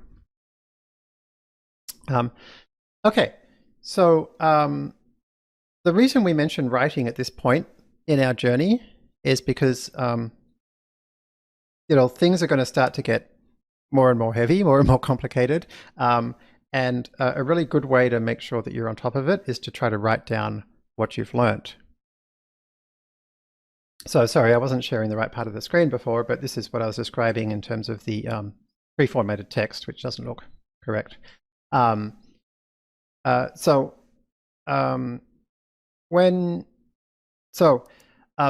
Rachel actually has this great article that you should check out, which is why you should blog. I will say it sort of her saying, because I have it in front of me and she doesn't, weird as it is. So Rachel says that the top advice she would give her younger self is to start blogging sooner. So Rachel has a math PhD, and this kind of idea of like blogging was not exactly something I think they had a lot of in the PhD program. But actually it's like, it's a really great way of finding jobs. In fact, most of my students who have got the best jobs are students that have good blog posts. The thing I really love is that it helps you learn. By writing down, it kind of synthesizes your ideas. Yeah, there's lots of reasons to blog. So there's actually something really cool I want to show you. Yep. I was also just going to note, I have a second post called Advice for Better Blog Post. That's a little bit more advanced, which I'll post a link to as well.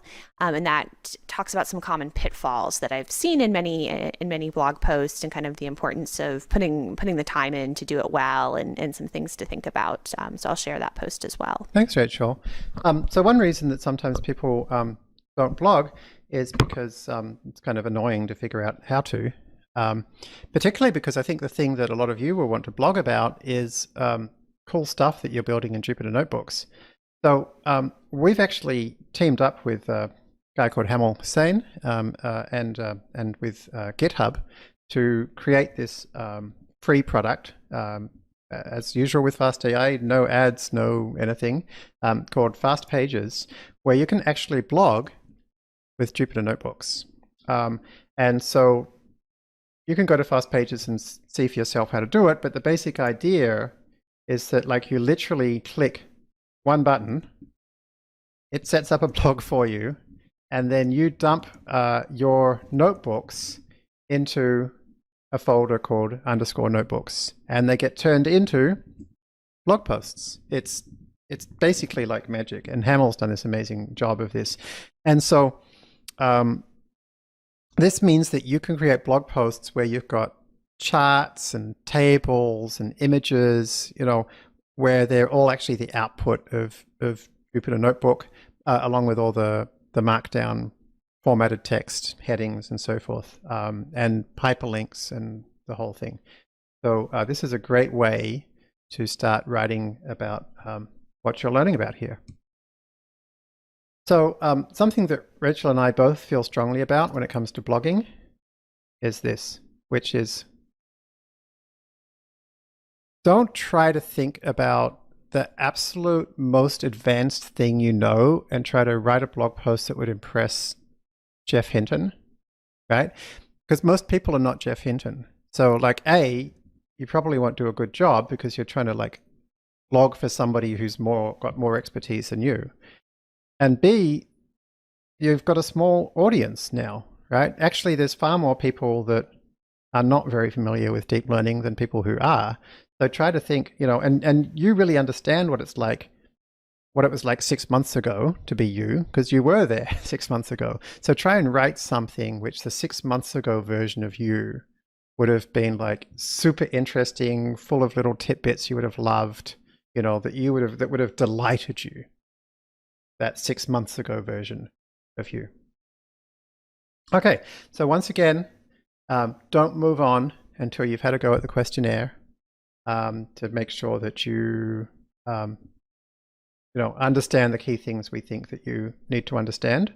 Yeah, have a think about these further research questions as well, because they might help you to engage more closely with the material. So let's have a break, and we'll come back in 5 minutes time. So welcome back, everybody. This is a interesting moment in the course because we're kind of jumping from the part of the course which is very heavily around kind of the structure of like, what are we trying to do with machine learning, and what are the kind of the pieces, and what do we need to know to make everything kind of work together. There was a bit of code, but not masses. There was basically no math. And we kind of wanted to put that at the start for everybody who's not, who's kind of wanting an understanding of these issues. without necessarily wanting to kind of dive deep into the code and the math themselves. And now we're getting into the diving deep part. If you're not interested in that diving deep yourself, you might want to skip to the next lesson about ethics, where we, is kind of, that rounds out the kind of, slightly less technical material. So what we're going to look at here is we're going to look at what we think of as kind of a toy problem. But just a few years ago, it was considered a pretty challenging problem. And the problem is recognizing handwritten digits. And we're going to try and do it from scratch, right? And we're going to try and look at a number of different ways to do it.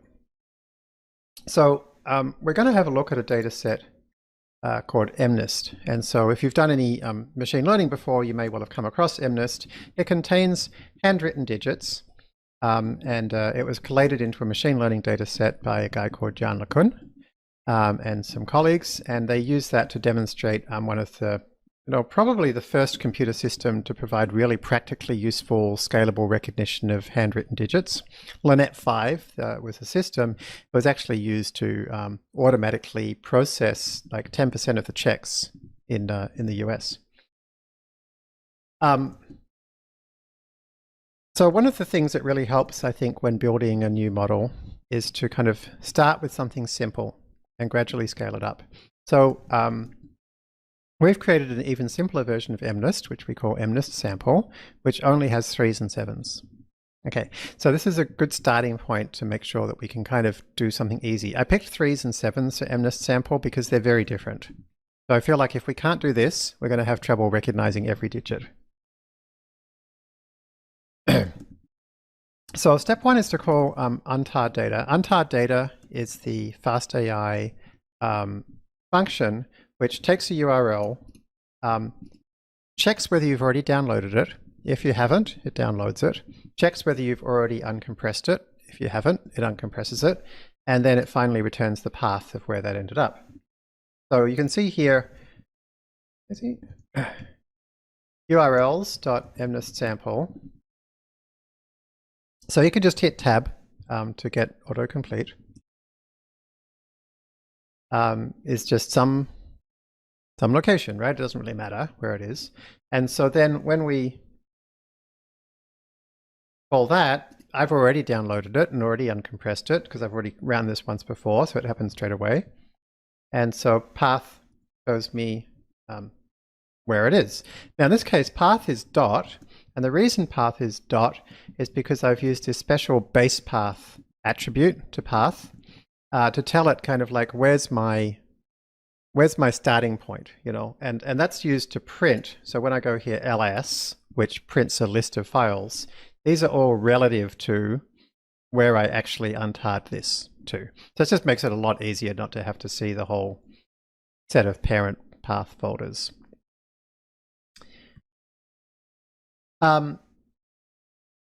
ls is actually, so path is a, let's see what kind of type it is. So it's a pathlib path object. Pathlib is part of the Python standard library. It's a really very, very, very nice library, but it doesn't actually have ls. Where there are libraries that we find super helpful, but they don't have exactly the things we want, we liberally add the things we want to them. So we add ls. Right? So if you want to find out what ls is, as we've mentioned, there's a few ways you can do it. You can pop a question mark there, and that will show you where it comes from. So there's actually a library called fastcore, which is a lot of the foundational stuff in FastAI that is not dependent on PyTorch or pandas or any of these big heavy libraries. So this is part of fastcore. And if you want to see exactly what it does, you of course remember you can put in a second question mark to get the source code. And as you can see, there's not much source code to it. And, maybe most importantly, please don't forget about doc. because really importantly, that gives you this show in docs link, which you can click on to get to the documentation to see examples, pictures if relevant, tutorials, tests, and so forth. So when you're looking at a new data set, you kind of I always start with just ls, see what's in it. And I can see here there's a train folder and there's a valid folder. That's pretty normal. So let's look at ls on the train folder. And it's got a folder called 7 and a folder called 3. And so this is looking quite a lot like our bear classifier data set. We downloaded each set of images into a folder based on what its label was. This is doing it at another level though. Well, the first level of the folder hierarchy is it training or valid? And the second level is what's the label? And this is the most common way for image data sets to be distributed. So let's have a look. Let's just create something called 3s that contains all of the contents of the 3 directory, training. And let's just sort them so that this is consistent. Do the same for 7s, and let's look at the 3s, and you can see they're just numbered. All right, so let's grab one of those, open it, and take a look. Okay, so there's the picture of a 3, and so what is that really? Well, not 3, type IM3. So PIL is the Python imaging library. It's the most popular library by far for working with images on Python, and it's a PNG, not surprisingly. So Jupyter Notebook knows how to display many different types, and you can actually tell if you create a new type, you can tell it how to display your type. And so PIL comes with something that will automatically display the image like so. What I want to do here though is to look at like how are we going to treat this as numbers, right? And so one easy way to treat things as numbers is to turn it into an array. So array is part of NumPy, which is the most popular array programming library for Python. And so if we pass our PIL image object to array, it just converts the image into a bunch of numbers. And the truth is it was a bunch of numbers the whole time. It was actually stored as a bunch of numbers on disk. It's just that there's this magic thing in Jupyter that knows how to display those numbers on the screen. So when we say array, turning it back into a NumPy array, we're kind of removing this ability for Jupyter Notebook to know how to display it like a picture. So once I do this, we can then index into that array and create everything from the, grab everything, all the rows from 4 up to, but not including 10, and all the columns from 4 up to and not including 10. And here are some numbers. And they are 8-bit unsigned integers. So they are between 0 and 255. So an image, just like everything on a computer, is just a bunch of numbers. And therefore we can compute with it. We could do the same thing, but instead of saying array, we could say tensor. Now a tensor is basically the PyTorch version of a NumPy array. And so you can see it's exactly the same code as above, but I've just replaced array with tensor, and the output looks almost exactly the same, except it replaces array with tensor. And so you'll see this, that basically a PyTorch tensor and a NumPy array behave nearly identically much, if not most of the time. But the key thing is that a PyTorch tensor can also be computed on a GPU, not just a CPU. So in our work and in the book and in the notebooks and in our code, we tend to use tensors, PyTorch tensors, much more often than NumPy arrays, because they kind of have nearly all the benefits of NumPy arrays plus all the benefits of GPU computation, and they've got a whole lot of extra functionality as well. A lot of people who have used Python for a long time always jump into NumPy because that's what they're used to. If that's you, you might want to start considering jumping into tensor. Like wherever you used to write array, start writing tensor and just see what happens, because you might be surprised at how many things you can speed up or do more easily. So let's grab that 3 image, turn it into a tensor, and so that's going to be 3 image tensor. That's why I've got im3t. Okay, and let's grab a bit of it, okay, and turn it into a pandas data frame. And the only reason I'm turning it into a pandas data frame is that pandas has a very convenient thing called background gradient that turns a background into a gradient, as you can see. So here is the top bit of the 3. You can see that the zeros are the whites and the numbers near 255 are the blacks. Okay, and there's some white bits in the middle which are gray. So here we can see what's going on when our images, which are numbers, actually get displayed on the screen. It's just doing this. Okay. And so I'm just showing a subset here. The actual full number in MNIST is a 28 by 28 pixel square. So that's 768 pixels. So that's super tiny, right? My mobile phone, I don't know how many megapixels it is, but it's millions of pixels. So it's nice to start with something simple and small. Okay, so here's our goal. Create a model. So by model, I just mean some kind of computer program learnt from data that can recognize 3s versus 7s. So you could think of it as a 3 detector. Is it a 3? Because if it's not a 3, it's a 7. So have it stop here, pause the video, and have a think. How would you do it? How would you, like, you don't need to know anything about neural networks or anything else. How might you, just with common sense, build a 3 detector?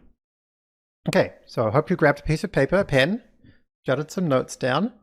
I'll tell you the first idea that came into my head was, what if we grab every single 3 in the data set and take the average of the pixels. So what's the average of this pixel, the average of this pixel, the average of this pixel, the average of this pixel, right?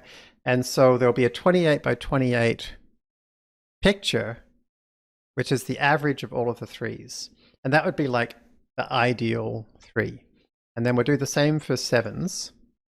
And then so when we then grab something from the validation set to classify, we'll say like, oh, is this image closer to the ideal 3s, the ideal 3, the mean of the 3s, or the ideal 7?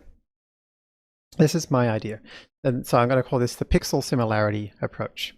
I'm describing this as a baseline.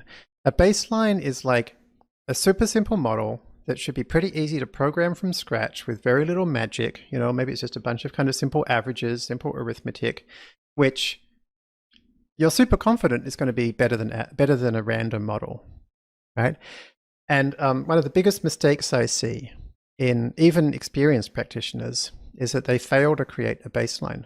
And so then they build some fancy Bayesian model or some fancy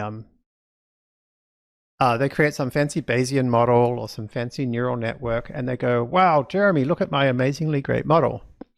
And I'll say, like, how do you know it's amazingly great? And they'll say, oh, look, the accuracy is 80%. And then I'll say, okay, let's see what happens if we create a model where we always predict the mean. Oh, look, that's 85%. And people get pretty disheartened when they discover this, right? And so make sure you start with a reasonable baseline and then gradually build on top of it. So we need to get the average of the pixels. So we're going to learn some nice Python programming tricks to do this. So the first thing we need to do is we need a list of all of the 7s. So remember, we've got the 7s, okay, which is just a list of file names, right? And so for each of those file names in the 7s, let's image.open that file, just like we did before to get a PIL object, and let's convert that into a tensor. So this thing here is called a list comprehension. So if you haven't seen this before, this is one of the most powerful and useful tools in Python. If you've done something with C#, it's a little bit like LINQ. It's not as powerful as LINQ, but it's a similar idea. If you've done some functional programming in JavaScript, it's a bit like some of the things you can do with that too.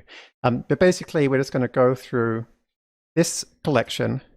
Each item will become called O, and then it will be passed to this function, which opens it up and turns it into a tensor. and then it will be collated all back into a list.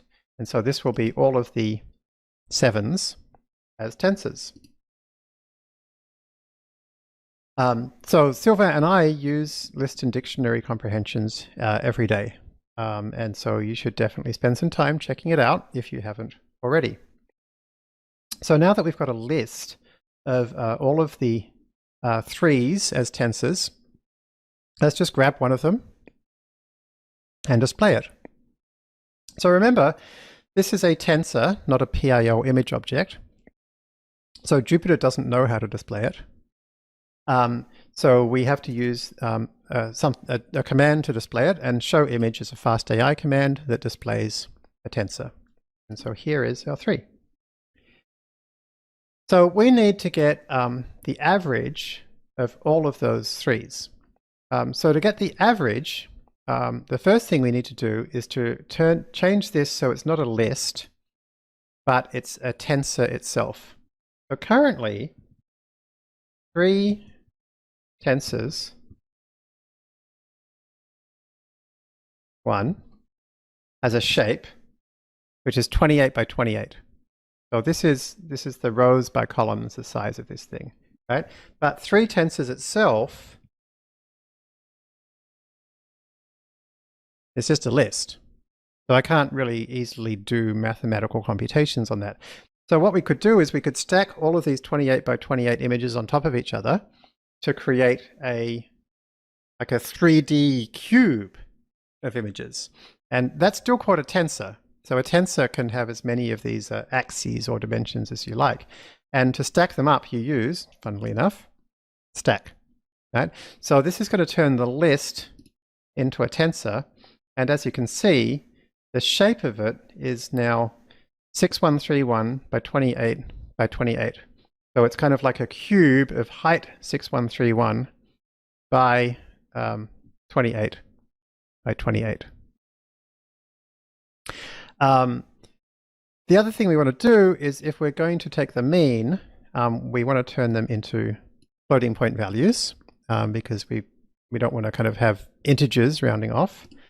The other thing to know is that it's just as kind of a standard in computer vision that when you're working with floats, that you expect them to be between 0 and 1. So we just divide by 255 because they were between 0 and 255 before. So this is a pretty standard way to kind of represent a bunch of images in PyTorch. So these 3 things here are called the axes: first axis, second axis, third axis. Overall, we would say that this is a rank 3 tensor because it has 3 axes. So this one here was a rank 2 tensor. Just has 2 axes. So you can get the rank from a tensor by just taking the length of its shape. 1, 2, 3. 3. Okay. You can also get that from, so the word, I've been using the word axis. You can also use the word dimension. I think NumPy tends to call it axis, PyTorch tends to call it dimension. So the rank is also the number of dimensions, ndim. So you need to make sure that you remember this word rank is the number of axes or dimensions in a tensor, and the shape is a list containing the size of each axis in a tensor. So we can now say stacked 3s dot mean. Now if we just say stacked 3s dot mean, that returns a single number. That's the average pixel across that whole cube, that whole rank 3 tensor. But if we say mean 0, that is take the mean over this axis. So that's the mean across the images, right? And so that's now 28 by 28 again, because we kind of like reduced over this 6131 axis. We took the mean across that axis. And so we can show that image, and here is our ideal 3. So here's the ideal 7. using the same approach, right? So now let's just grab a 3. There's just any old 3. Here it is. And what I'm going to do is I'm going to say, well, is this 3 more similar to the perfect 3, or is it more similar to the perfect 7? And whichever one it's more similar to, I'm going to assume that's the answer. So we can't just say, look at each pixel and say, what's the difference between this pixel, 0, 0 here and 0, 0 here, and then 0, 1 here, and then 0, 1 here, and take the average. The reason we can't just take the average is that there's positives and negatives, and they're going to average out to nothing, right? So I actually need them all to be positive numbers. So there's 2 ways to make them all positive numbers. I could take the absolute value, which simply means remove the minus signs. Okay, and then I could take the average of those. That's called the mean absolute difference, or L1 norm. Or I could take the square of each difference and then take the mean of that. And then at the end, I could take the square root, which kind of undoes the squaring. And that's called the root mean squared error, or L2. So let's have a look. Let's take a 3 and subtract from it the mean of the 3s, and take the absolute value and take the mean, okay, and call that the distance using absolute value of the 3 to a 3, and that there is the number, 0.1. Right? So this is the mean absolute difference, or L1 norm. So when you see a word like L1 norm, if you haven't seen it before, it may sound pretty fancy, but all these math terms that we see, you can turn them into a tiny bit of code, right? It's don't let the mathy bits fool you. They're often like, in code, it's just very obvious what they mean. Whereas with math, you just have to learn it, or learn how to Google it. So here's the same version for squaring. Take the difference, square it, take the mean, and then take the square root. Okay. So there we'll do the same thing for our 3. This time we'll compare it to the mean of the 7s. Right? So the distance from a 3 to the mean of the 3s in terms of absolute was 0.1. And the distance from a 3 to the mean of the 7s was 0.15. So it's closer to the mean of the 3s than it is to the mean of the 7s. So we guess, therefore, that this is a 3, based on the mean absolute difference. Same thing with RMSE, root mean squared error, would be to compare this value with this value. And again, root mean squared error, it's closer to the mean 3 than to the mean 7.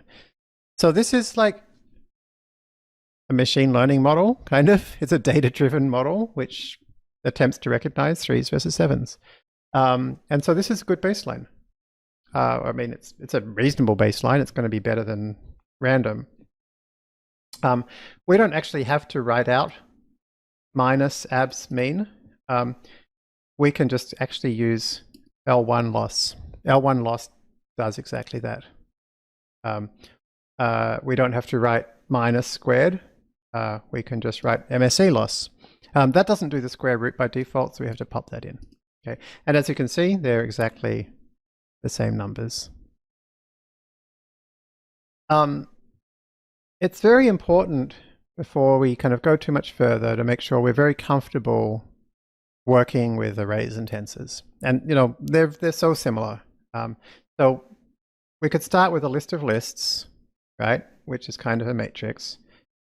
We can convert it into an array or into a tensor. We can display it, and they look almost the same. You can index into a single row. You can index into a single column. And so it's important to know, this is very important, colon means every row, because I put it in the first spot, right? So if I put it in the second spot, it would mean every column. And so therefore, comma colon is exactly the same as removing it. So it just turns out you can always remove colons that are at the end, because they're just implied, right? You never have to. And I often kind of put them in anyway, because just kind of makes it a bit more obvious how these things kind of match up or how they differ. You can combine them together. So give me the first row and everything from the first up to but not including the third column. Right, so there's that 5, 6. You can add stuff to them. You can check their type. Notice that this is different to the Python, the Python type. So type is a function, just tells you it's a tensor. If you want to know what kind of tensor, you have to use type as a method. So it's a long tensor. You can multiply them by a float, turns it into a float.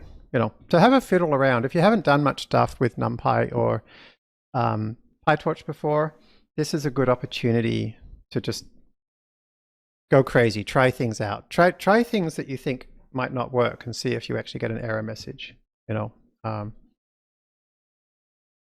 So we now want to find out how good is our model. Our model that involves just comparing something to a mean. So we should not compare, we should not check how good our model is on the training set, as we've discussed. We should check it on a validation set. And we already have a validation set. It's everything inside the valid directory. So let's go ahead and combine all those steps before. Let's go through everything in the validation set 3 ls, open them, turn them into a tensor, stack them all up, turn them into floats, divide by 255. Okay, let's do the same for 7s. So we're just putting all the steps we did before into a couple of lines. I always try to print out shapes all the time, because if a shape is not what you expected, then you can, get weird things going on. So the idea is we want some function is3 that will return true if we think something is a 3. So to do that, we have to decide whether our digit that we're testing on is closer to the ideal 3 or the ideal 7. So let's create a little function that returns, takes the difference between two things, takes the absolute value, and then takes the mean. So we're going to create this function, mnist_distance, that takes the difference between two tensors, takes their absolute value, and then takes the mean. And it takes the mean, and look at this, we've got minus this time. It takes the mean over the last, over the second last and third last, sorry, the last and second last dimensions. So this is going to take the mean across the kind of x and y axes.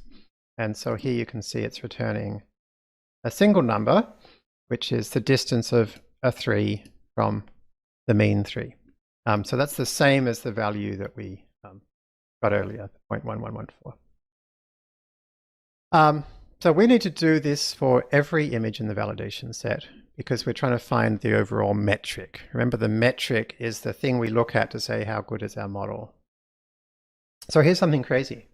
We can call mnist_distance not just on R3, but on the entire validation set against the mean 3. So that's wild.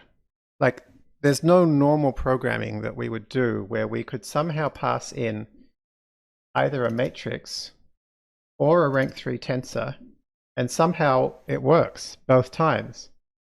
And what actually happened here is that instead of returning a single number, it returned 1010 numbers. And it did this because it used something called broadcasting. And broadcasting is like the super special magic trick that lets you make Python into a very, very high performance language. And in fact, if you do this broadcasting on GPU tensors on PyTorch, it actually does this operation on the GPU, even though you wrote it in Python. Here's what happens. Look here, this a minus b. So we're doing a minus b on two things. We've got, first of all, valid 3 tens. So valid 3 tensor